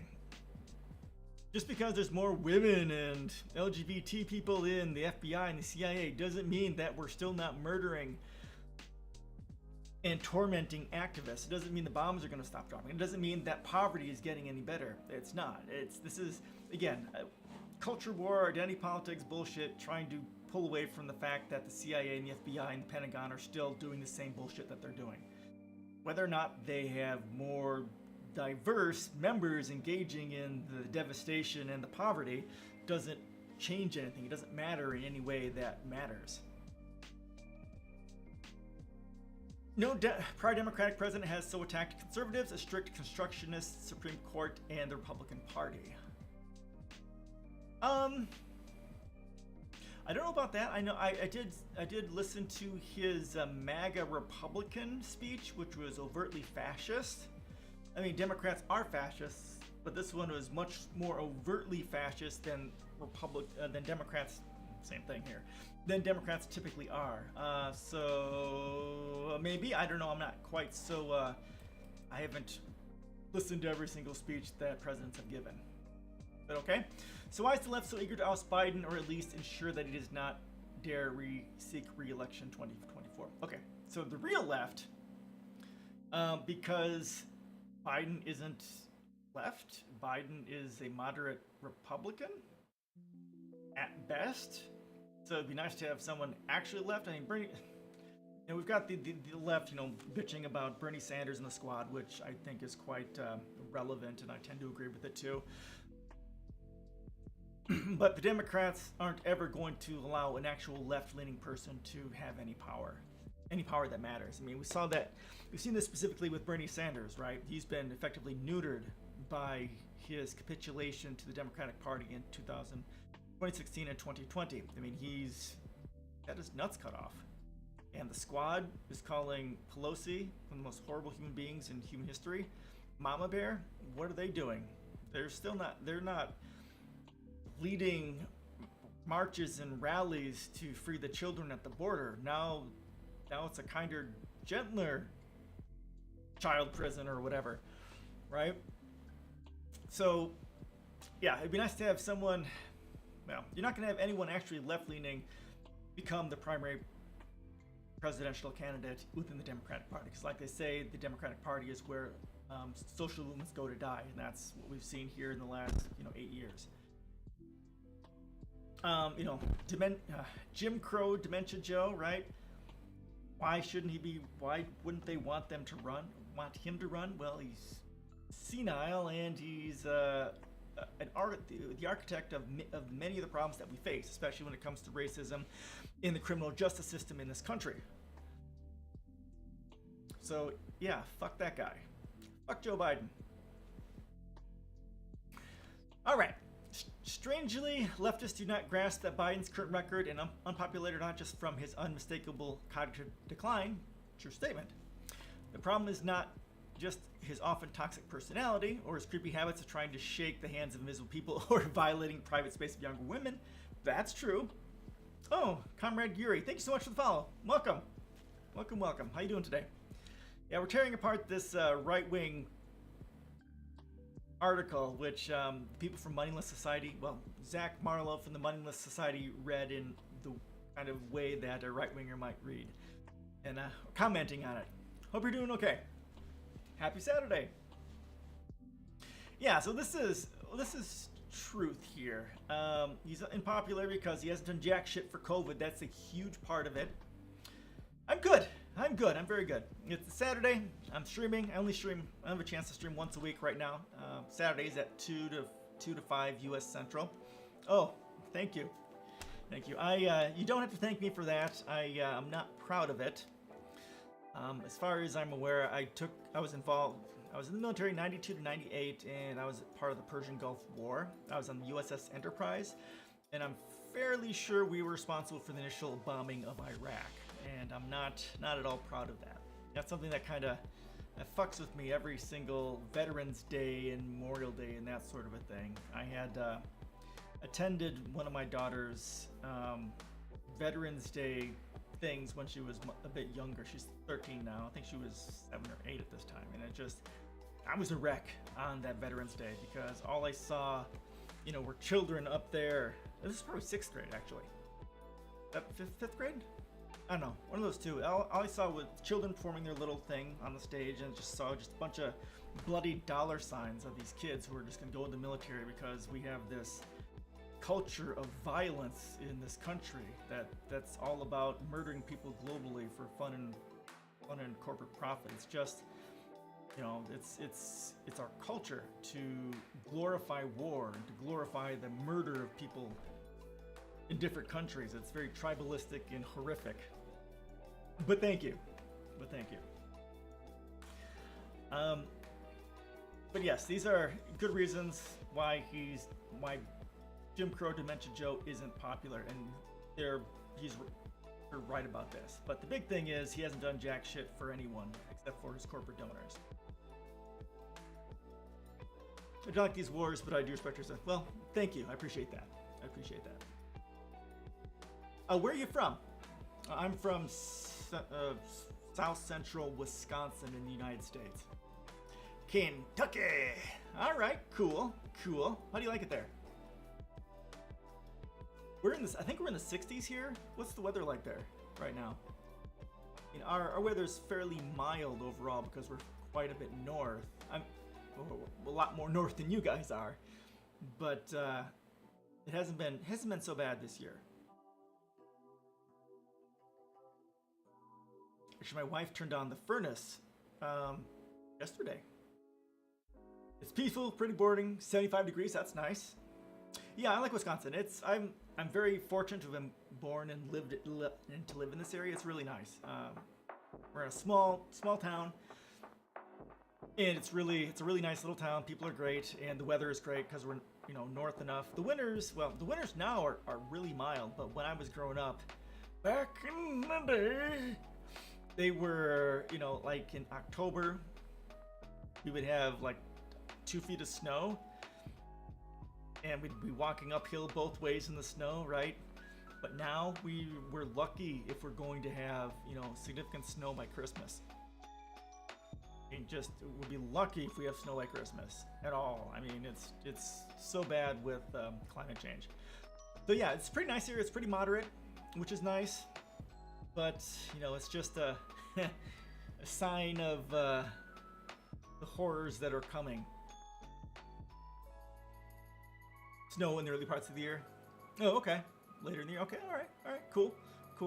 Yeah, typically, back when I was younger, we would have snow from October until almost May. We'd have snow for most of it. Now we'll have maybe a few weeks of snow. Yeah, we're about Christmas is when we'll be hoping to get it. We may not even have anything that sticks around during Christmas, and may not get anything significant until after Christmas. Yeah, it's pretty crazy. It's too bad. It's the end of the world as we know it. Yeah, on here, my channel, I cover the 3 C's: capitalism, climate change, and coronavirus. We haven't done much coronavirus stuff, though. In quite a while, but capitalism, a lot of that. Climate change, a lot of that. We do sustainable technology. We've had quite a bit of that here. We did some stuff on horizontal axis wind turbines and vertical farming underground. That was the first 2 things we covered, and then we also talked about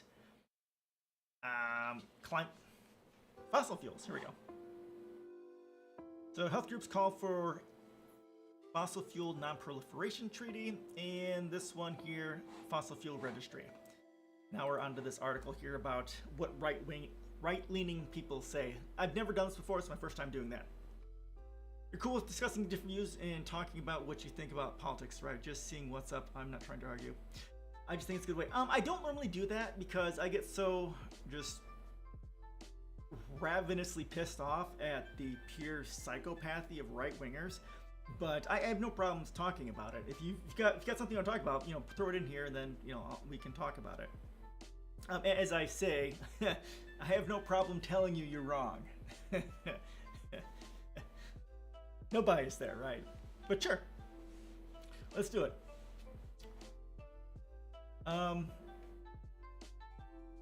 Instead, the Biden administration has become an utter failure because voters detest its agendas. Sure, because they're moderate Republicans. Yep. And they serve the 1%. They recoil at $5 a gallon gasoline. True. They feel their lives are being destroyed by 9.1% annual inflation. Okay, true. And supply chain shortages. Okay, sure. All right. The public's tired of near record annual increase in murder and other violent crime. Okay, sure. This is, there isn't a whole lot of truth in this right-leaning thing, but these are all facts. Now, he's of course attributing these directly to Biden, which isn't correct. The $5, like we covered earlier, the $5 a gallon gasoline is crisis profiteering.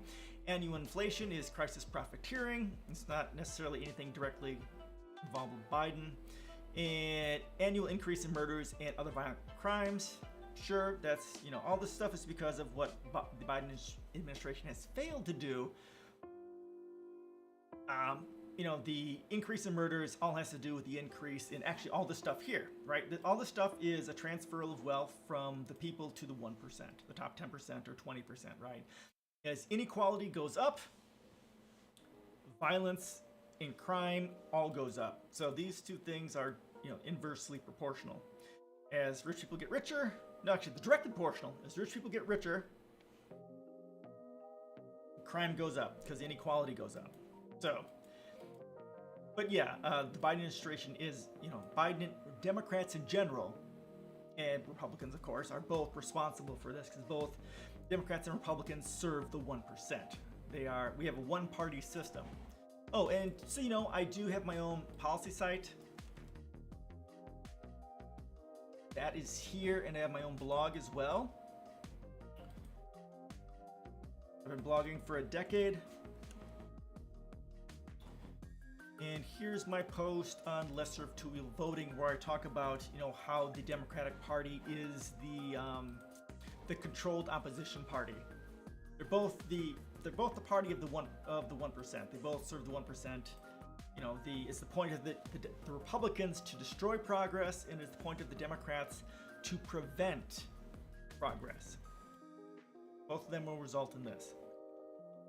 They're sickened by the tsunami of dangerous drugs pouring across the border and millions of foreign nationals entering the country without their permission. Okay, so this is right-leaning stuff?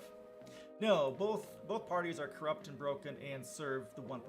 The people have no representation in government, and there's studies that show that the only time when the people get something that they want is when Democrats control everything, and even then it's just they'll throw us a bone every few decades or something like that when Democrats control everything, and that's pretty much it. That's because the Democrats are the controlled opposition party, and they have to throw us a bone every so often to see if, just to keep people voting for us and say to vote for them, saying, hey, we're not Democrat, we're not Republicans, see, we did something good once in the last 20 years, please vote for us, right? Yeah, so again, the drugs pouring across the border, that's of course sponsored by the CIA and run by the CIA. So if you have a problem with this, defund the CIA.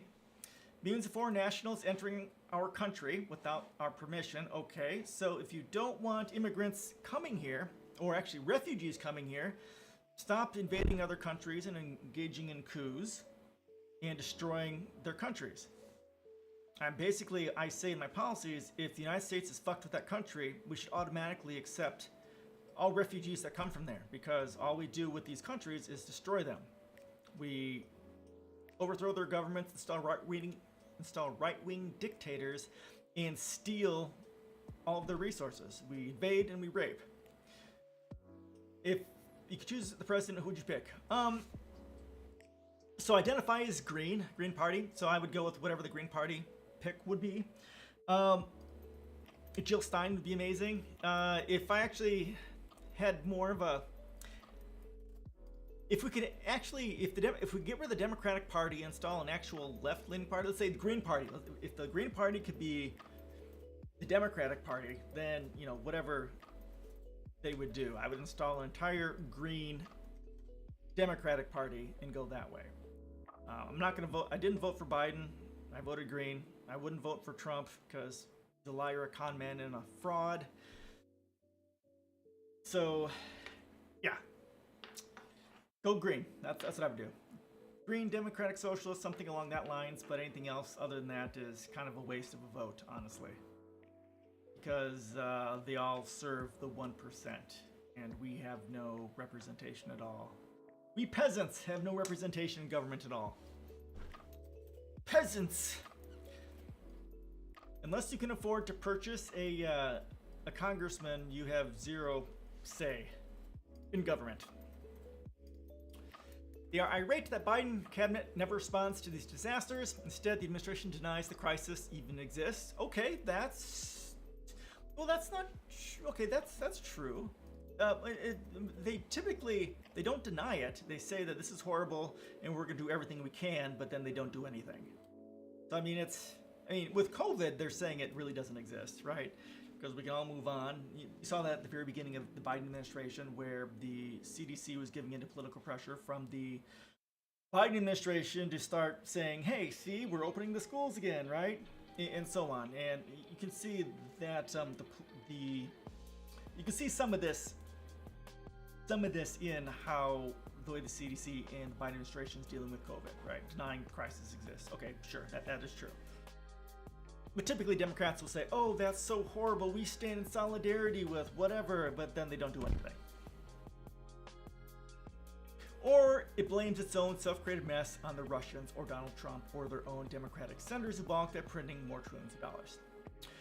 Okay, yes, that is true. Yep, so blaming it, Democrats and Republicans will both say, hey, it's the Russians, or they'll say it's Donald Trump. Sure, this is fair. And their Democratic senators, yep. So we've got the rotating villains in Manchin and Sinema, yep.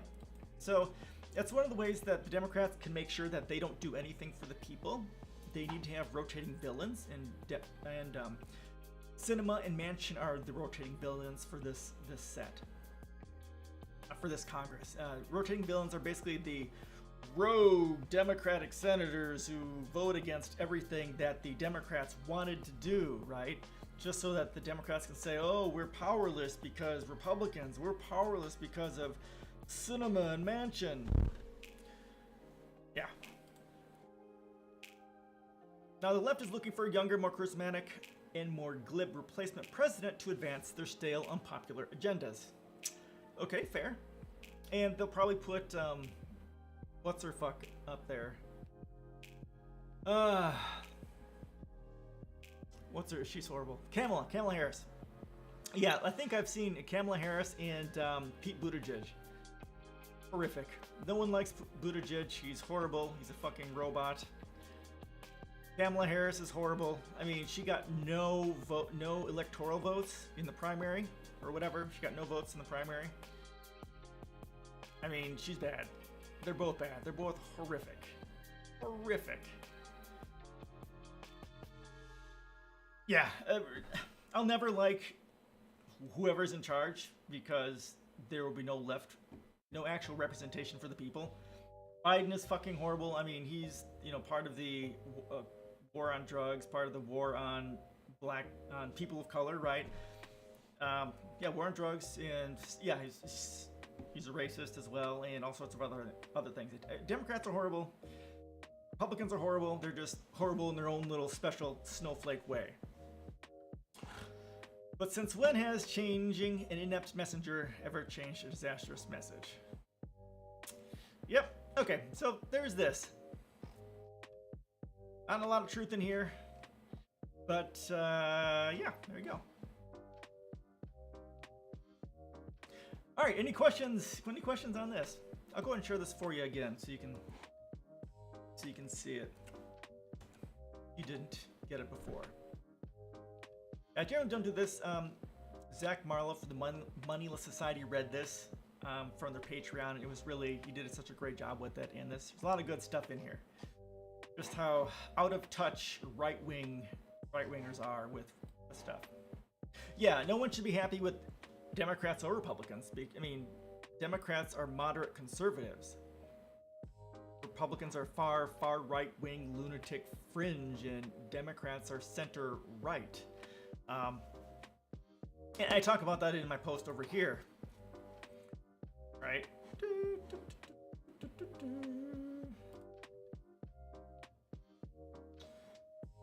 like our politics is so right-leaning that United States, we have no concept of what left really is. I mean, Bernie Sanders is center-left, and the squad is center-left at best.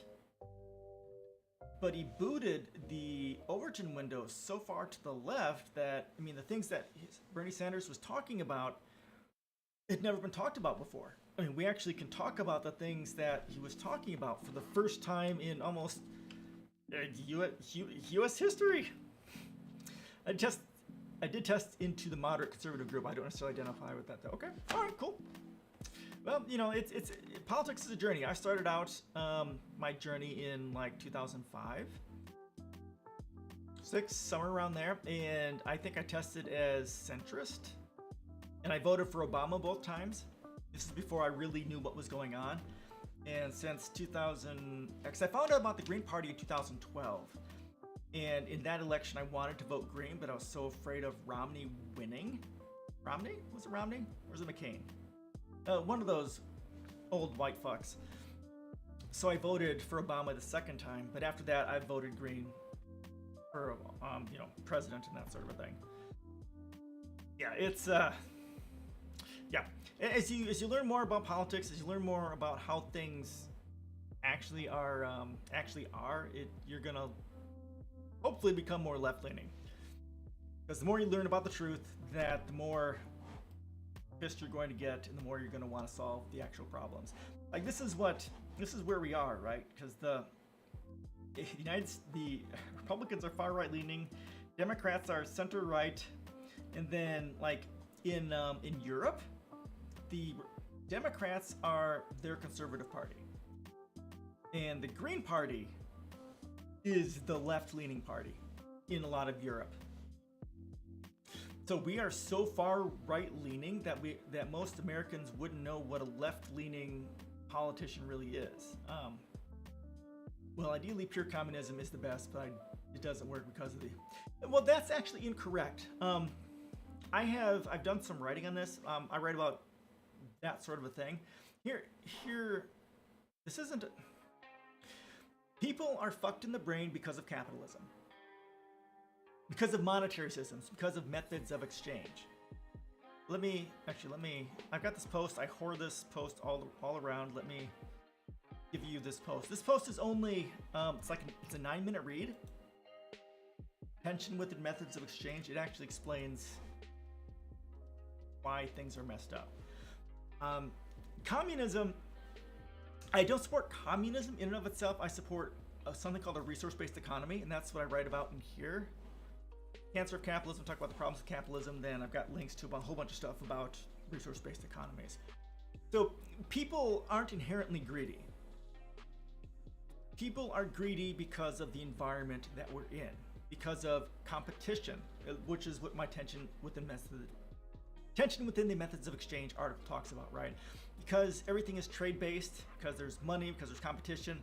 It is that competition that is inherent to the system that makes people violent, sociopathic, and greedy. It's scarcity. It's the scarcity which creates the problem. I've got a writing I'm working on talking about when all this began. It began on the shift between the Paleolithic to the Neolithic revolution, the shift from hunter-gatherers to farming and herd domestication, because we shifted from a world of relative abundance to a world of significant scarcity, because that's really where it all starts. So if you change the environment that people are in, because we're getting into environmental determinism here, people are going to be different. Like there's this one study that looked at was it chimps and bonobos or something like that. If you got chimps on, or one set of primates on one side of the river, one side on another. One side of the river was relative abundant, and the other side of the river was much more scarce. So the primates that were on the abundant side were very egalitarian, very peaceful. But once you get to the other side where there's scarcity, people start murdering, or the primates start engaging in violence and other things like that. If you want to read more about that sort of a thing, in my policies, in the introductory section, you've got the books that you need to read. I'll go and open this up. And the first 3 books really kind of go into this fairly deep. The first 2 books, the Spirit Level and the Inner Level, are by the same authors, 2009 and 2019. They specifically go in and show how inequality, if you give them the level of inequality in a city or a state or a country, they can basically predict a whole shitload of things. Poverty rates, inequality rates, not inequality rates, poverty, violence, teenage pregnancy, literacy, incarceration rates, just a whole bunch of things, right? So in here, in the first book, they say it's highly correlative, and in the second book, they say it's causative. So the level of inequality causes these harms. And then in this book, they also go into the evolutionary psychology of why inequality causes these things. It was a really great read. And then the one book I say everyone needs to read is The New Human Rights Movement by Peter Joseph. He talks about the biopsychosocial harms of inequality and why inequality is a public health crisis, and talking about that, and also explaining that an access-based economy or resource-based economy is the solution. He doesn't go into huge depth into that, but this is, you had one book to read, I would read this one, The New Human Rights Movement with Peter Joseph. It's amazing. It is amazing. So for me, and actually I talk about communism specifically. Let me pull this post up for you. I specifically talk about why communism failed historically.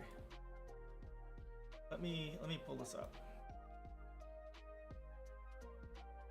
There's like 4 reasons historically why communism has historically failed.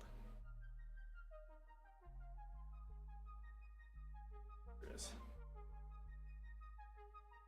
Okay, so this post here is a Q&A from Facebook that this one guy, this capitalist apologist, had a whole bunch of questions in one post on Facebook, and I'm answering it. And this is just compare a resource-based economy to Soviet Union authoritarian regime. Okay, so I first talk about socialism in this post. What is socialism, and how do we talk about it, and that sort of a thing. And a key thing to get from this post is that there have been 0 communist countries in history. 0, because the primary... Hold on 1 second.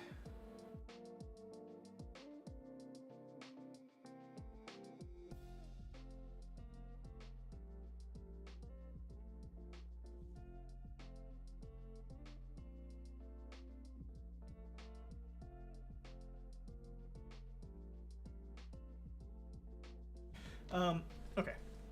Our contractor is going to be coming over here to work on some things because my office, he just finished the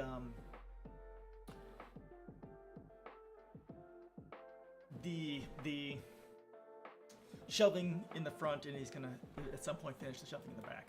So yeah, so there's been 0 communist countries in existence because one of the 3 primary things that define communism is stateless, classless, and moneyless, and there have basically been no no societies that have been moneyless, at least within the communist and socialist movements. That's kind of important to understand when you're talking about this. Almost every single example we have of quote communism, or things that we in the United States label as quote communism, have all been failed attempts to go to socialism, and that's what I talk about in this link here.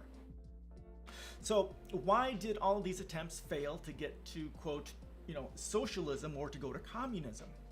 All right, so I give four ideas, 4 concepts here. So the first is the tension within monetary systems, and I just shared that link a little bit ago. Here, I'll share this right here so you can follow along if you want to.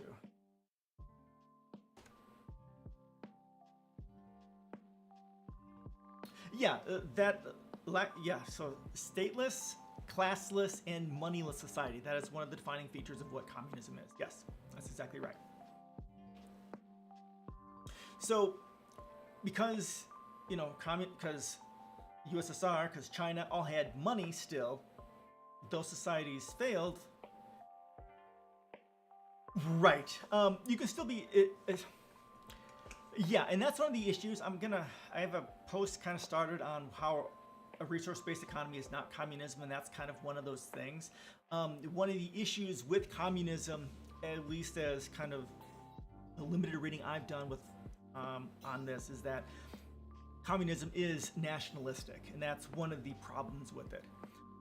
But it aims to be stateless, but it's very hard to do, especially as written, back then. So it's a very good question. Very good question. So it is nationalist in its writings, but it's aiming to be stateless, right? So they had money, therefore the corruption inherent in money happened, especially when you're in a lot of these countries where they've tried to make this shift to socialism or communism. They have resulted from revolution, which means the socioeconomic situation there was already horrible, and then once the revolution happened and people are greedy trying to get their part, money was still a thing, therefore the corruption happened. Now, as a part of that, all these shifts failed because they didn't have the right societal values, much because many of these shifts happened because of revolutions. They didn't have the values to begin with, because there wasn't this natural evolution into socialism or communism. They typically resulted from revolution. So things are already fucked up there in many ways, so they didn't have the values. So it's hard to support a socialist society or communist society because historically the community, the country didn't have those values already. And then number three, didn't have the technology, and part of what communism specifically aims to do is to have a centrally planned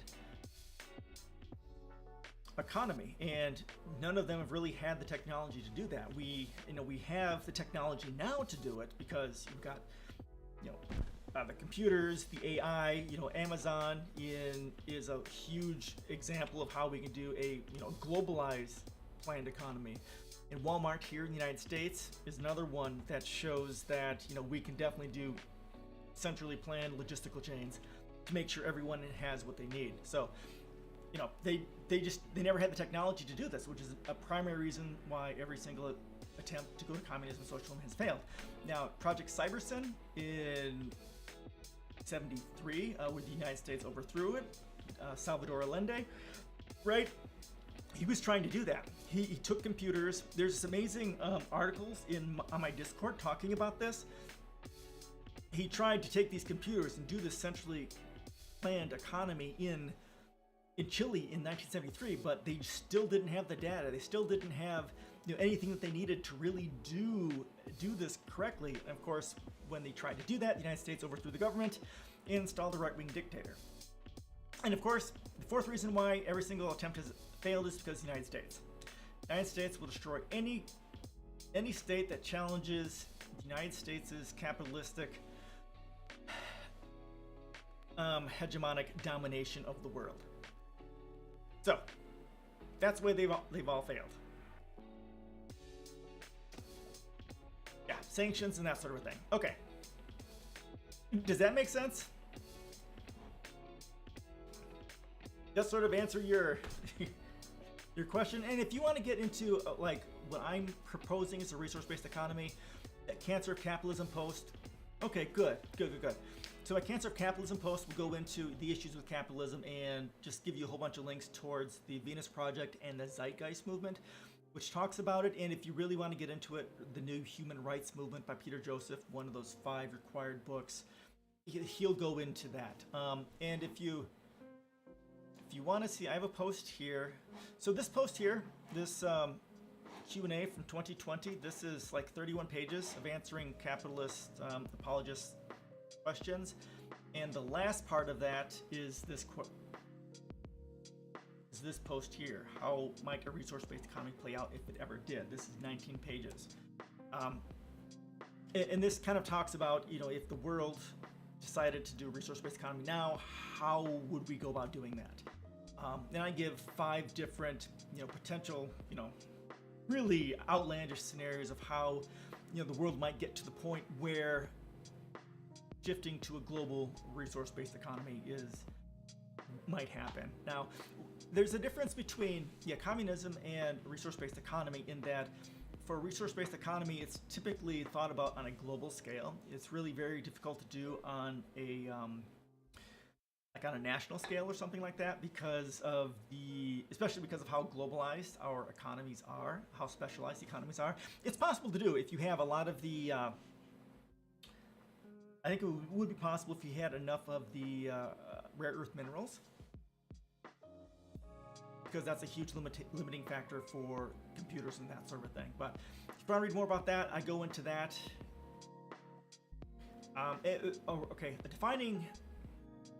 A defining part of what is a resource-based economy is, in a way, it's classless, it's stateless because it's supposed to be global, but also it is a moneyless society, very similar to communism, but it's global or interstellar or whatever the scope is of where humanity is. That is the scope of a resource-based economy. One of the defining features is all of the resources of the world or the universe is declared as a common heritage to all of humanity. Not one person, one business, or one country, or one anything. It's all the resources that we have available are for all of humanity. And the post I just shared kind of goes into how the math would go into how we figure out how we distribute all of our resources and the quality of living and housing and that sort of thing would be done.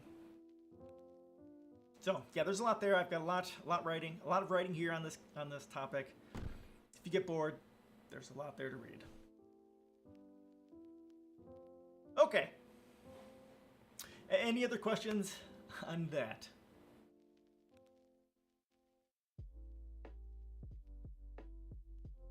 What do we have next? We've got this and Republica.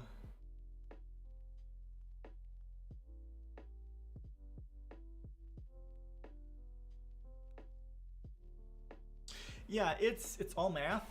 It's like the first part of the whole thing is just math. Like, I don't give the specific math on it, but I do talk about it. Yeah, I'll do the overview real quick. So I break it down into 9 steps, and it's global resources data. This section kind of goes into the math.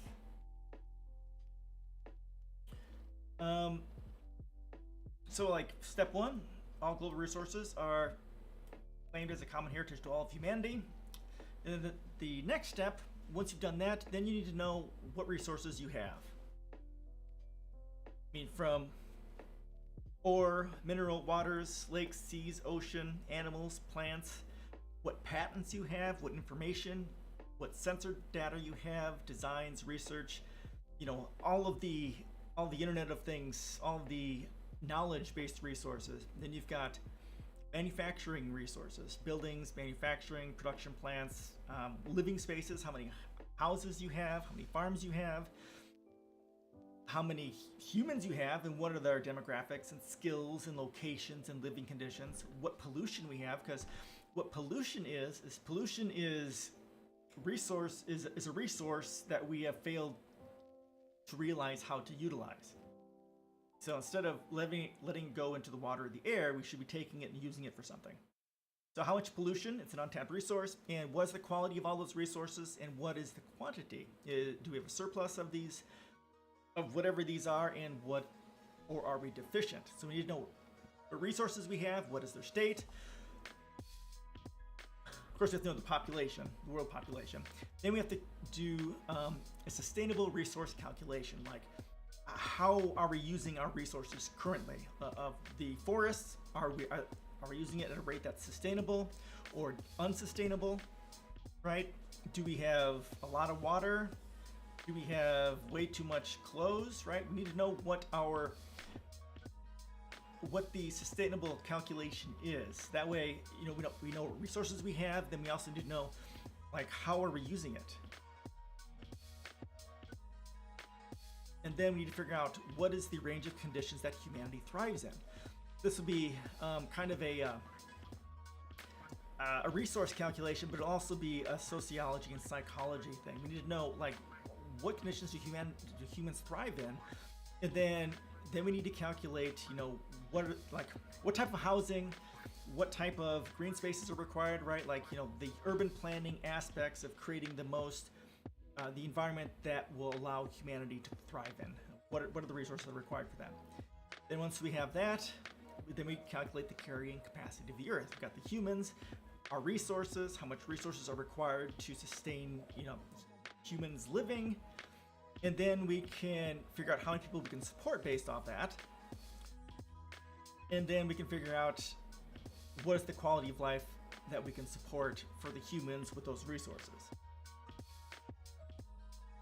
A lot of math in this section, and if you want to get more into this, the Zeitgeist Movement Defined book on these pages talks about it a little bit. There's a video that Peter Joseph gave in 2013 which talks about it, and then there's another resource which kind of is a stripped down form of what's up here. If you want to get into that a little bit more, you can get into that in these places. Also, Peter Joseph he's got some sort of project going on. I think a lot of what that project is going to be somewhere around here about the math. Too little populated for that, though? That's an interesting question. Too little populated for what, though? For what? What is that?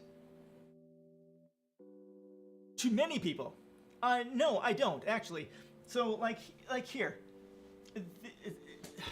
Like, this goes into the overpopulation question, right? Are we overpopulated? Do we have to start murdering people?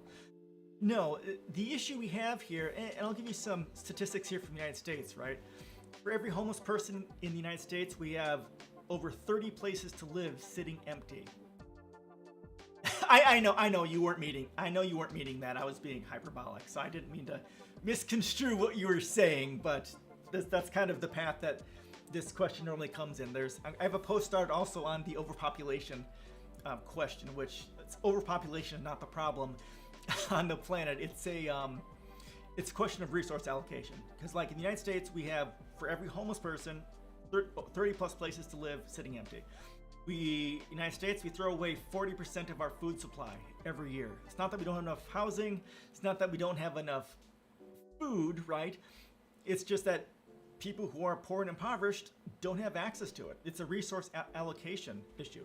And you'll probably find in most first world countries that is going to be the case there too, right? Because first world countries will have similar policies and similar level of inequality to an extent, and a similar level of capitalist corruption in their countries. Now, albeit those numbers will probably be adjusted based off the level of inequality, right? The higher the level of inequality, the higher the level of corruption, and that sort of a thing. So like the Nordic countries, Netherlands, Finland, Norway, Sweden, will be significantly lower, because like Finland said they were going to end homelessness, but they also have one of the lowest levels of income inequality in the world, right? So kind of take a look at the level of inequality in the country, and then, you know, the level of housing and food and other stuff that's in poverty that's there will be proportional to that. So it's not a matter of too many people. It's a matter of not using our resources in the most efficient way. Because when you get into like the issues of capitalism or monetary systems, methods of exchange, like I talk about in my post, the system rewards market efficiency. Market efficiency means profit efficiency. Because got a bit of a weird scenario for you. I live in the middle of nowhere, and we've got one guy in town who is known to be homeless. People have tried to home him before, and he just doesn't want it. Right. So part of that issue is part of that brain damage we have from capitalism. He's probably suffered from significant amount of poverty, drugs, whatever sort of trauma that capitalism has inflicted on him, right? So once we start getting rid of all those things, once he knows housing is, it's just there. You go there, you sign up for it, and you can have free access to food, right? You've got housing, you've got all this sort of stuff. That stuff will go away. This is just the lingering trauma from the inequality and the devastation from capitalism. It would take a generation of high levels of equality to get rid of that. And we all have brain damage from capitalism. I do, you do, we all do. Just some have suffered more from it, like this guy, than anyone else. But once the opportunity is open and plainly available for everyone, and you can just walk in and take a house and get food and everything, healthcare, right? Universal healthcare, universal housing, universal education, transportation, all that sort of stuff, right, is available freely. At some point, he'll realize how he's being ridiculous, and then he'll just go and get what he needs because everyone has it and it's free. But that's really what it's going to take. It's going to have to be openly available to everyone, and that's very difficult to do within capitalism because you have to have a federal government which has a big set of balls to go against their corporate owners. Now, I don't have the answer for housing yet. I'm still trying to figure out what is the correct policy. I do say housing is a human right and housing first, much like I think Finland has done that because they're trying to get rid of homelessness. So housing first model is what studies show is what works best for anything else. Studies have also shown that it's cheaper. It's 3 times cheaper to house people than it is to police it. Because there's, psychological problems for people who don't have housing. There's medical problems, right? All that stuff gets exacerbated because they don't have housing. It's so much cheaper to give people housing, and that's the model that we need to take is housing first. So our issues are capitalism. It's that capitalism is, okay, I was saying that it rewards market efficiency. It rewards profit efficiency. It does not reward technical efficiency. Because technical efficiency would be giving everyone homes. Technical efficiency would be making sure all that food that we're wasting every year, that 40% of food that we're wasting every year, gets recycled or gets to the homeless. Like the amount of food that the United States wastes every year is enough to feed the entire starving population of the earth. The United States alone in our wasted food could end global starvation. It's not that we don't have the food, it's just the people who need it aren't getting it. And getting the people the food is technically efficient because we're not wasting it. But there's no money to be made in making sure everyone has a home, and there's no money to be made in making sure everyone has food. So it's the system rewards profit and does not reward doing what's right for humanity. That's all about what my tension within methods of exchange posts is about. We're not overpopulated. It's just our resources aren't being used efficiently. Like right now, and I talk about this when we're talking about like agriculture. We looked at this post here. I'll throw this in here. This is about farming underground, using vertical farming underground. And here's the company that's doing that. That if the United States government was serious about climate change, what they would be doing is they would buy up at least 10%. They'd buy 10% of all of the farmland in the entire country, and they would shift it to vertical farming. And if they were really serious about it, they would shift a lot of that vertical farming to be underground. Then you take the vertical farming, you take it underground, and then you also do geothermal energy underneath that. So you produce energy, and you've got vertical farming, because that's what is going to be required for humanity to have food as climate change hits us. The temperatures are going to go up, droughts are going to go up, fires are going to go up, and all that farmland, much like we're seeing now, right? There's berries and wheat that are just roasting in the field and no longer usable. And we're going to need to shift all of our farming, at least to be vertical farming in the buildings instead of out there in all the fields. So we're going to need to shift to vertical farming, preferably underground because it's more efficient, and then use geothermal as a part of that to produce energy as well as produce food for the masses. And then you take the 90% of your farmland, inevitable path to doing vertical farming? No. Definitely not. If we were, we would be doing it already. We are on an inevitable path to global extinction, yes. In the next 100 to 200 years, almost all life on this planet will be gone. And that means humans too. Human extinction is coming. And the only way to fight that, telephone doesn't work with 20 people. I mean, right, that's exactly right. Global human extinction and extinction of all life on this planet is happening. We are in the end of days right now, and we are just, grab your popcorn, it's what's happening. As long as the United States is not on the vanguard of the war against climate change, there's no way to save humanity from extinction. The United States' primary export is terrorism. And as long as terrorism and war and violence is our primary export, nothing is, there's no way to save humanity. I mean, Abby Martin had the ability to ask Nancy Pelosi at COP26 last year a question. Now, Abby Martin is an amazing journalist. She's been covering U.S. imperialism for a very long time. She basically asked Nancy Pelosi, well, how can you come to this climate talk in any way that's even borderline serious and not talk about the U.S. military and its contribution to climate change? Because the U.S. military, it doesn't have to abide by any climate, efficiency or pollution models, right? The United States is historically the largest polluter, but contemporarily China does beat us and a few other countries do beat us. But if you were to take into account the U.S. military and all the direct damage they do to the environment, all the coups in the various countries like Afghanistan, Iraq, right? Chile in '73, what's happening in Ukraine, right?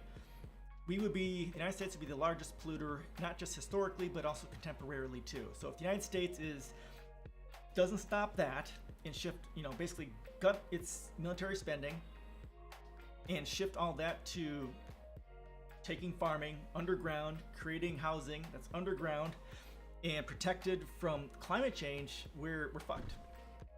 100% fucked. Human extinction. I have a daughter, she's 13, and she is gonna know some of the greatest horrors humanity has ever seen. And it's really sad. Really sad. So, yeah, if you want to see some of what I say we need to do for climate change, it's right here. You're 23? Okay, I was going to ask that. Okay, you're pretty young then. I'm 40, I'll be 48 soonish. I'm old. I'm so old. Yeah, I was born in '73. My daughter's 13. I'm old enough to be your dad. I'd be 20, advanced math, 25. I would have been 25 when I had you. Yeah. It sucks. I mean, you're young enough. You're still going to college. Your dad was born in '45? Okay. Oh, wow. Holy shit. Your dad must be really old. My mom was born in... I was 73. She was 60, 50, 56? Old enough to be my dad. You're right. My parents, my mother had me when I was 17, so she was 50 something. So yeah, your father was, that's funny. About a decade older than my mother was. I think she was 56. No, 56. I'm 73, 60. Yeah, probably 56. Yeah. Your dad could have been my dad. That's funny. Yeah. And he's not quite old enough to be my mother's father. But getting close to that. Getting close to that. Yeah, it sucks. I'm filled with rage every single day. And I'm here streaming, I blog, I have my policies out here. And I'm not just bitching about how Democrats suck or how climate change sucks. I'm also here talking about how we fix it. And that's hard to do. I've been, doing this for, oh my God, almost 30 years, 20 years, almost 20 years. Trying to figure out politics, trying to figure out why we're fucked up and how we fix it. And it's been such a learning experience. I had my explosion of learning with actually like your ideas. Oh, okay, good. I'm glad to hear that. I'm glad you like it. I'm glad you found someone that you like to hear. Like my explosion on learning started with Bernie Sanders because Bernie Sanders was huge because he said things that no one else was saying in politics. and he booted that Overton window to the left, and got us talking about things that we never would have been talking about had he not run. Then I found out about the Venus Project in 2017, the year after. I found out the Venus Project in 2017, and the Zeitgeist Movement in 2017, and this book 2017. These two books actually in 2017, because this is from the Venus Project and this is from the Zeitgeist Movement. And that radically changed everything. Bernie Sanders started it, but these two things, the resource-based economy, ripped it wide open into the understanding of how we're so messed up and what we need to do to fix it. So, yeah, read this book, read these two books. These are amazing books. They will change your understanding of everything in radical ways. My policies go into it, my blog posts go into it as well, so there's a lot of reading to do there. Currently, I've read this book on case for Universal Basic Services. It's from a group in Britain. I've read this book before. It's really small. It's nowhere near as in depth as I want it to be, but I want to read it again, and so I want to shift my policies to include universal basic services. They typically include like food, clothing, housing, housing, electricity, food, internet, I think transport as well. I don't quite have that in my policies. I need to. The biggest limitation for me, the hardest thing for me to figure out how to deal with is housing, because the biggest part is that local governments are powered by property taxes. So how do we get rid? How do we nationalize housing without losing the local, one of the primary sources of funding for local governments and education, that sort of stuff? Yeah, with the way 3D printers are going, we might be able to develop a basic home for all people. Yeah, and there's quite a few organizations that are 3D printing homes, and it's bringing housing costs down. The only issue with these houses that are made by 3D printers is they typically aren't well insulated. It's a great place to start to create the shell for a house in one way or another through 3D printing, but then you still have to insulate it. We covered several months ago a house, I think, that was 3D printed and did that. They aren't great now, but yeah, 20 years, yeah, maybe, yeah, that becomes the whole issue. It wants to get 3D printing with a lot more automation, so they can get the insulation put in there and all the other stuff. Yeah, it'll be pretty good. It'll be really useful. But right now, yeah, there's like only certain climates where it kind of really works in. But yeah, you're right. That's the 3D printing, automation, and AI is going to radically change everything in the next, 20 to 50 years. It's going to radically change everything. And it, well, for some of us, because, those of us who are the rich, it'll change the world of the rich more than it will everyone else, because anyone getting access to that, it's going to have to be, have the money to do it. And the majority of people in this country don't have access to it. Because poverty. Yeah.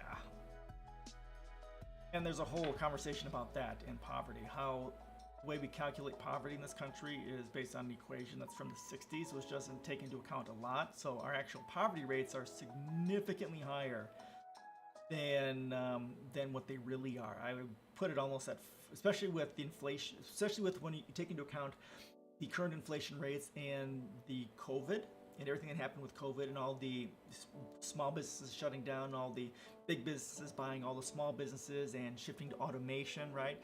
I bet you the, right, I don't have that level, I don't have that calculated. Basically, if you have to worry about paying your bills, you're in poverty. I mean, if you have to worry about housing or healthcare or, Medicare, housing, healthcare, internet, electricity, if you have to worry about the basic things required to live, you're in poverty. And that's, in this country, United States, probably close to 40% of the people in here are. You could be a clown with money and do that.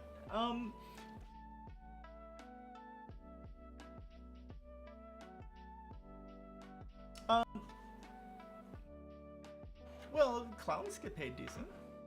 They could, but not necessarily. I mean, there's so many people, especially with the systemic and structural racism inherent to the system, that people of color are living in poverty.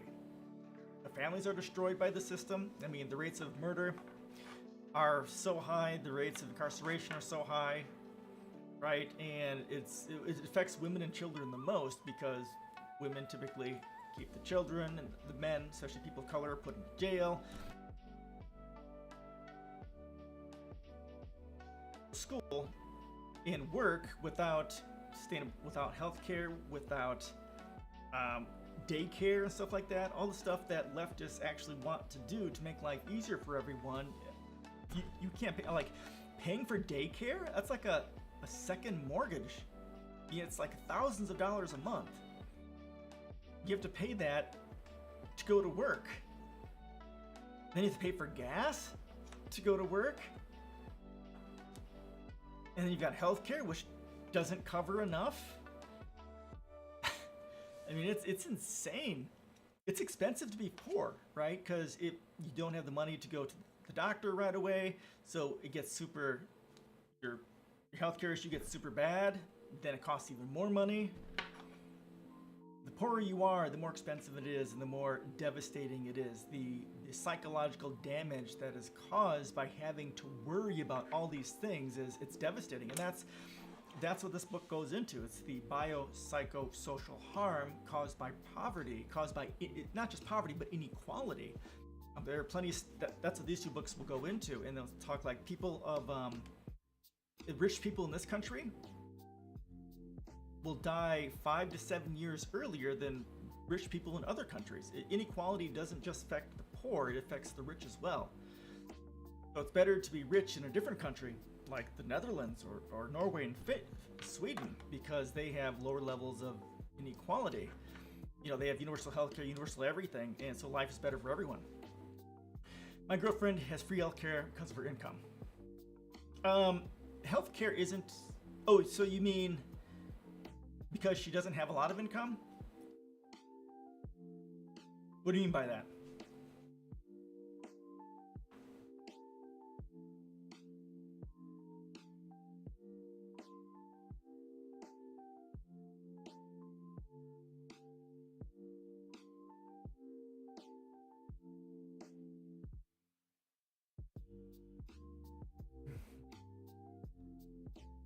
Because there can be, it was grandfathered into her somehow because of her income. Okay, so she's making not enough money?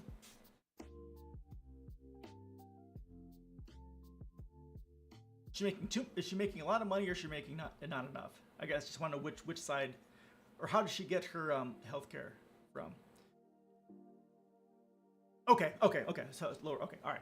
Yeah. So yeah, if you're not making a lot of money, you can get access to free healthcare, and that ends up being pretty good.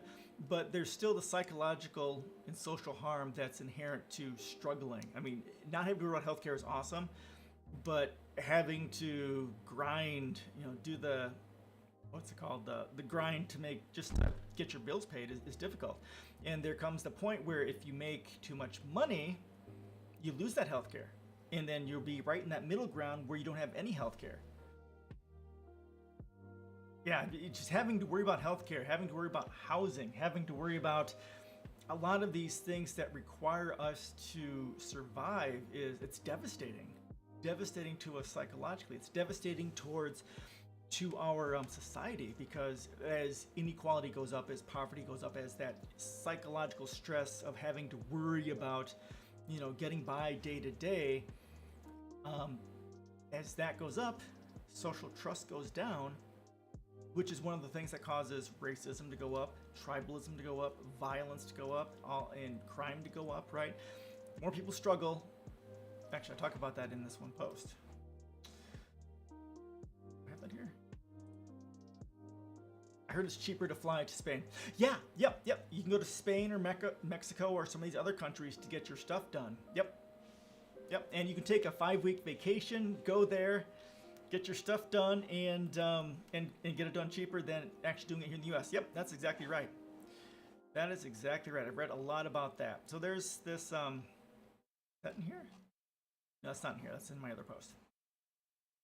So yeah, as inequality goes up, all the bad things. My father was cured of cancer in Mexico. I believe you. I believe you. I mean, it's pretty. If you want access to healthcare that people can afford, you have to go out of the country. And I've been very fortunate to have been middle class my whole life. So I've always had access to decent healthcare, so I haven't had to worry about that. But I can only imagine not having it and having to worry. I mean, it's just horrific.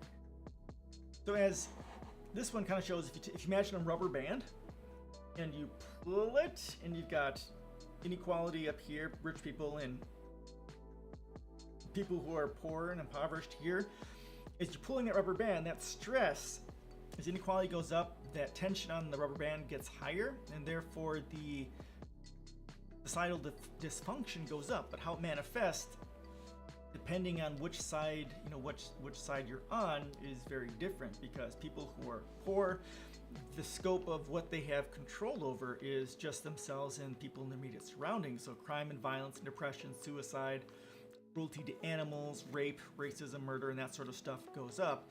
Whereas rich people, as their sociopathy goes up because of their affluence, results in war, imperialism, colonialism, exploitation of workers and the environment, environmental damage, and all sorts of other horrible things, because the scope of what rich people, the scope of over which rich, affluent people can exploit is much higher than what someone who's impoverished can.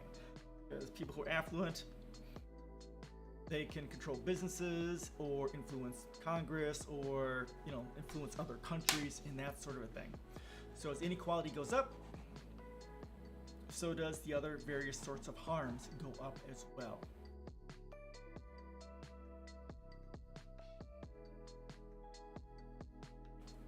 Ooh. And this one is in my Cancer of Capitalism post, which I shared earlier. I've been updating this since 2017.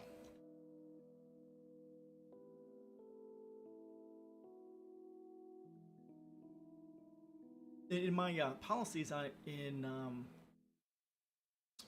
environment and sustainability policies, I talk about different energy sources, and one of those is, there isn't a whole lot of work on this, but power satellites, where you basically have solar panel up in the a huge bunch of solar panels in kind of in space, then you use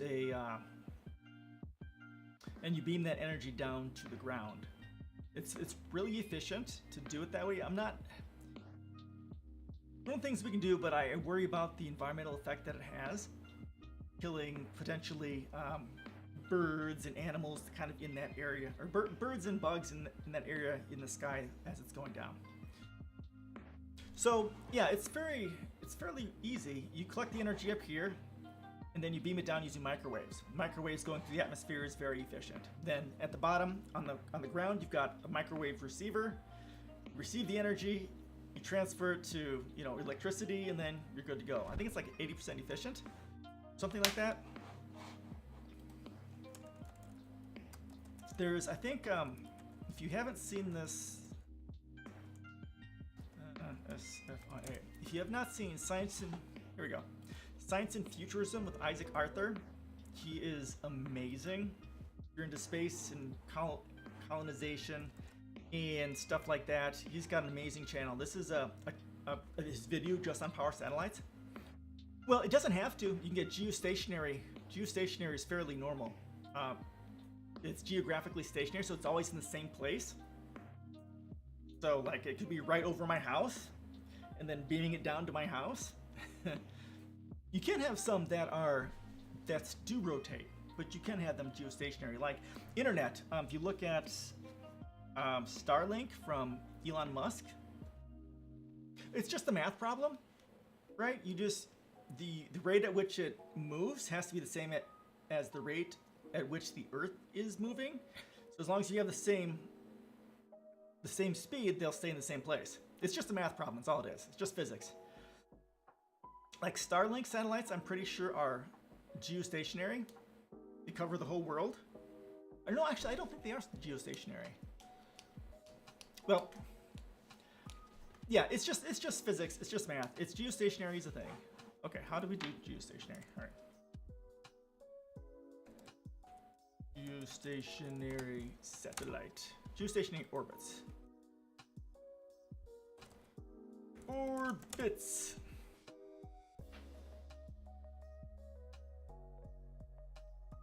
Does it require some station keeping to keep its position? Yeah, because it can drift down farther, of course, because of gravity. Do we have a decent video on this?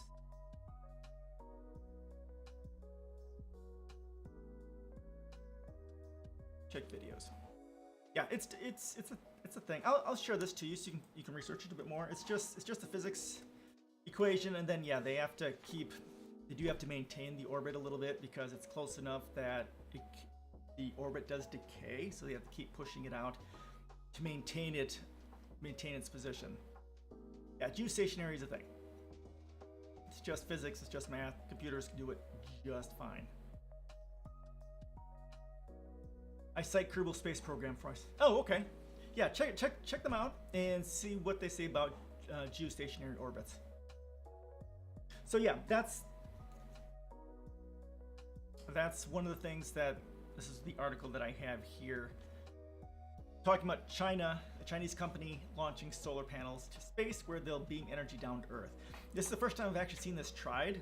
I talk about this in my environmental policies as an option to do it, but this is the first time I've seen someone actually try and do it. And this could be, honestly, this could be game changing because you can have all your solar panels in space and just beam the energy down to Earth.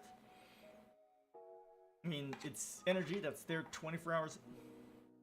Well, actually, it wouldn't be 24 hours a day necessarily, unless you had some on both sides of the Earth. But that was a joke. Which one?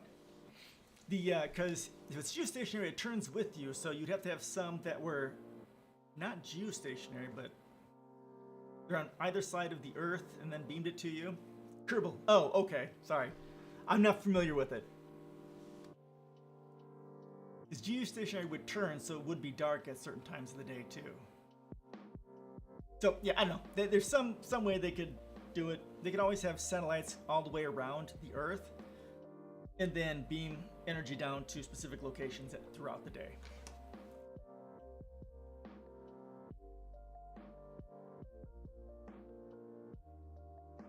All right, I'll go ahead and throw this in chat for you.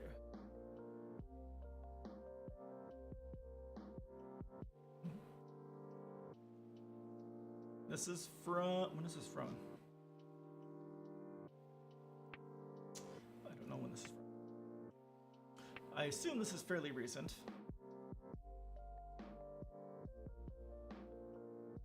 All right, let's see what they have to say. Supposedly a solar farm the size of Manhattan could power the country. Okay, sure. I've seen statistics where, like, if you were, like the entire Sahara, or a large portion of Sahara could power much of the world. Again, I worry about the microwave issues of that, but yeah, geothermal, tidal wave, and tidal stream, and then power satellites should be the top three. Oh, and high altitude wind turbines should be kind of the top four methods of gaining energy. Yeah, that's something that could very, very well be true. You have a shitload of solar panels in space, and if you really want to do this, I've talked about this in my policies too. You could make it so that you put these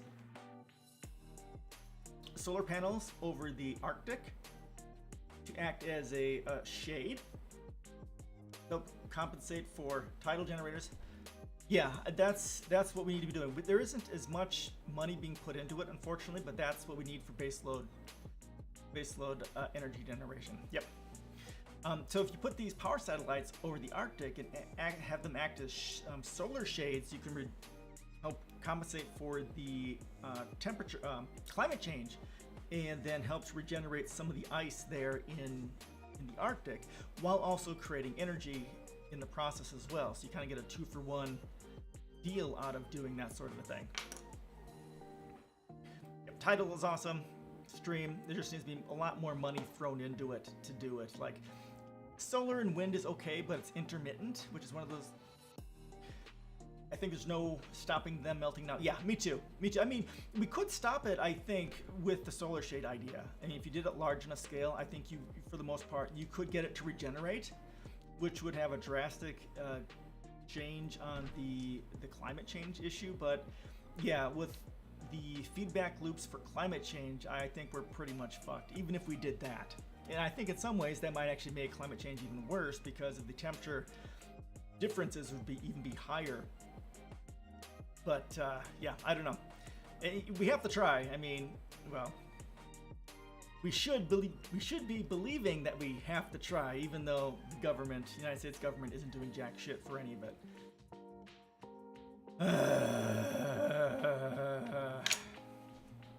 We'll grow. Yeah, that's exactly right. We'll grow oranges in Alaska. That's what's happening. The temperature is shifting. Temperature bands are shifting from the south, global south, to the global north. And for probably the next few hundred years, the best place to live is going to be like in the significant global north, like Canada. Canada's probably one of the best places to live in, because they're going to have some of the best climate ever. I'm in Wisconsin, so my climate's pretty good, and it's going to stay that way for a long time. It's going to be fairly moderate here, but eventually, you know, as the heat travels from the south to the north, even Wisconsin isn't going to be livable, and we're going to have to go north to Alaska. Kentucky's gonna be like Texas. That's exactly right. That's exactly right. It's not going to be good. Not gonna be good. You can move now, because it's only gonna get warmer. Only gonna get warmer. All right, let's see what these guys have to say. This is from the Byte. Futurism. Big company, the Byte. A leading Chinese solar power company says it's sending panels to orbit in an effort to establish a 24/7 operation, harvesting the bright solar energy up there and beaming it back to Earth. As Bloomberg reports, the Xi'an-based Longji green energy technology company's proposal is garnering interest because of its deceptively simple value prospect, that it can harness solar power all day, and not just while the sun is out. While Longji is far from the first to explore the possibility of space-bound solar panels, Bloomberg notes that Caltech got a grant to study space solar panels back in 2013, and that India, Japan, and Russia are also working on similar efforts. This Chinese company appears to be the furthest along in making the tech a reality. Public partnership. China is also home to the first reportedly successful space solar panel transmission model, after researchers in Zhejiang University captured sunlight high above the ground, converted it into microwave beams, and delivered it to a reception station on the ground that turned the energy into electricity, the report notes. Okay, that's cool. Proof of concepts are good. Along with the exciting prospect itself is the potential for private-public partnership, according to Bloomberg. Wu Zhixian, the president of the government-funded China Space Foundation, said that Longji's creation of a space solar panel lab could lead to renewable energy partnership with the China National Space Association. If successful, a huge if, the concept could be revolutionary. Yeah, and that's exactly right. And China is so far ahead of us, it's ridiculous.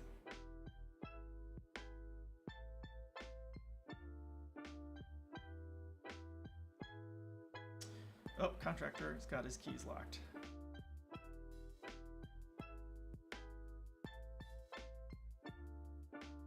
All right. Yeah, China's so far ahead of the United States. I mean, they've been doing the shift to sustainable energy for a very long time. They're going to go through some big changes. Yeah, oh yeah. I mean, they're getting rid of homelessness and poverty. They've been a leader in sustainable energy. And if they get this going in the next 4 or 5 years, well, a country can survive. I mean, it's just a matter of whether capitalism can survive. Capitalism won't be able to survive a tremendous loss in population. I talk about that sort of a thing in here, how increasing efficiency and increasing technology will cause capitalism to explode. I'm talking about that in here. What are we talking about? I talk about that in here. Here we go. Well, they are capitalists. They're state-owned capitalism. So yeah, theirs will collapse too. Maybe the fact that they are more state-owned, more centralized, will allow them to survive longer. It's right here, in here. Not philosophical foundations. Transition point. Yeah, it's down in here. Talk about the collapse of capitalism with increasing technological efficiency. It's right below all the other 5 options. China has always been a state-owned authoritarian country. Yeah, that's true. That's true. Yeah, that's exactly it. That in many ways, like I say, that authoritarianism has one advantage, and that when they decide to do something, they do it, and there's no problems doing it. Whereas other countries, there's left and the right, and they fight over it, and shit gets watered down. But with authoritarianism, they make the decision, and then they just go and do it. That is a huge advantage that China will have over any other country. And that's what we've been seeing. They said they were going to end poverty. Thank you, man. I appreciate that. Appreciate that. And they're trying to eliminate poverty. They're jumping straight into sustainable energy.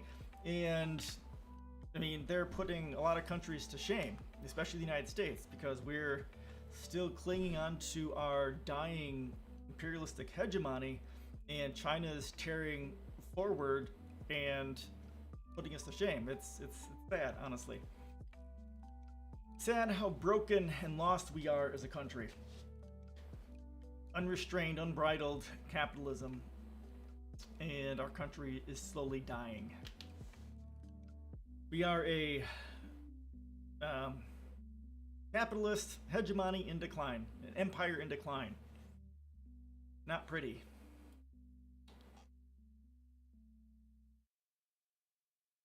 Okay, actually, I split the country. That wouldn't fix it. I mean, because California has kind of talked about seceding a little bit because they are like the 3rd or 4th largest economy in the world or some shit like that, right? Texas in the South has talked about seceding. That won't fix anything, honestly. What we need to do, like, the EU is having the same issues that we are as a country, that the United States and our states, the nation states, they have a higher GDP capita per Russia. Okay, yeah. I mean, they're fucking huge. They're just a ginormous economic powerhouse just in that one state. But like the EU is suffering from the same problem that the United States has. Like the EU originally was individual countries, and they had their own currency. Each of the countries had their own currency, which gave them significant economic advantage. But now that they joined the EU, they no longer have access to their own sovereign currency, so they are in decline as well. The United States is in decline. Splitting it up isn't going to solve anything. What would solve the United States' issue is stop being, again, like my policies talk about. No, the EU in of itself isn't problematic. It's just there's issues with it because of the way it is formed, and it's going to cause the EU to go in decline, much like the United States is. I have to get going. Actually, I really have to go to the bathroom. If you want to join my Facebook and Twitter and YouTube and Discord down below, that would be great. I have to go because I really have to go to the bathroom. So, thank you so much for following and liking. I stream on Saturdays at 2 o'clock US Central, and eventually I'll add another day or two. So, yeah, doing the potty dance. So, have a great weekend. Stay COVID free. Thank you, man. Have a great weekend.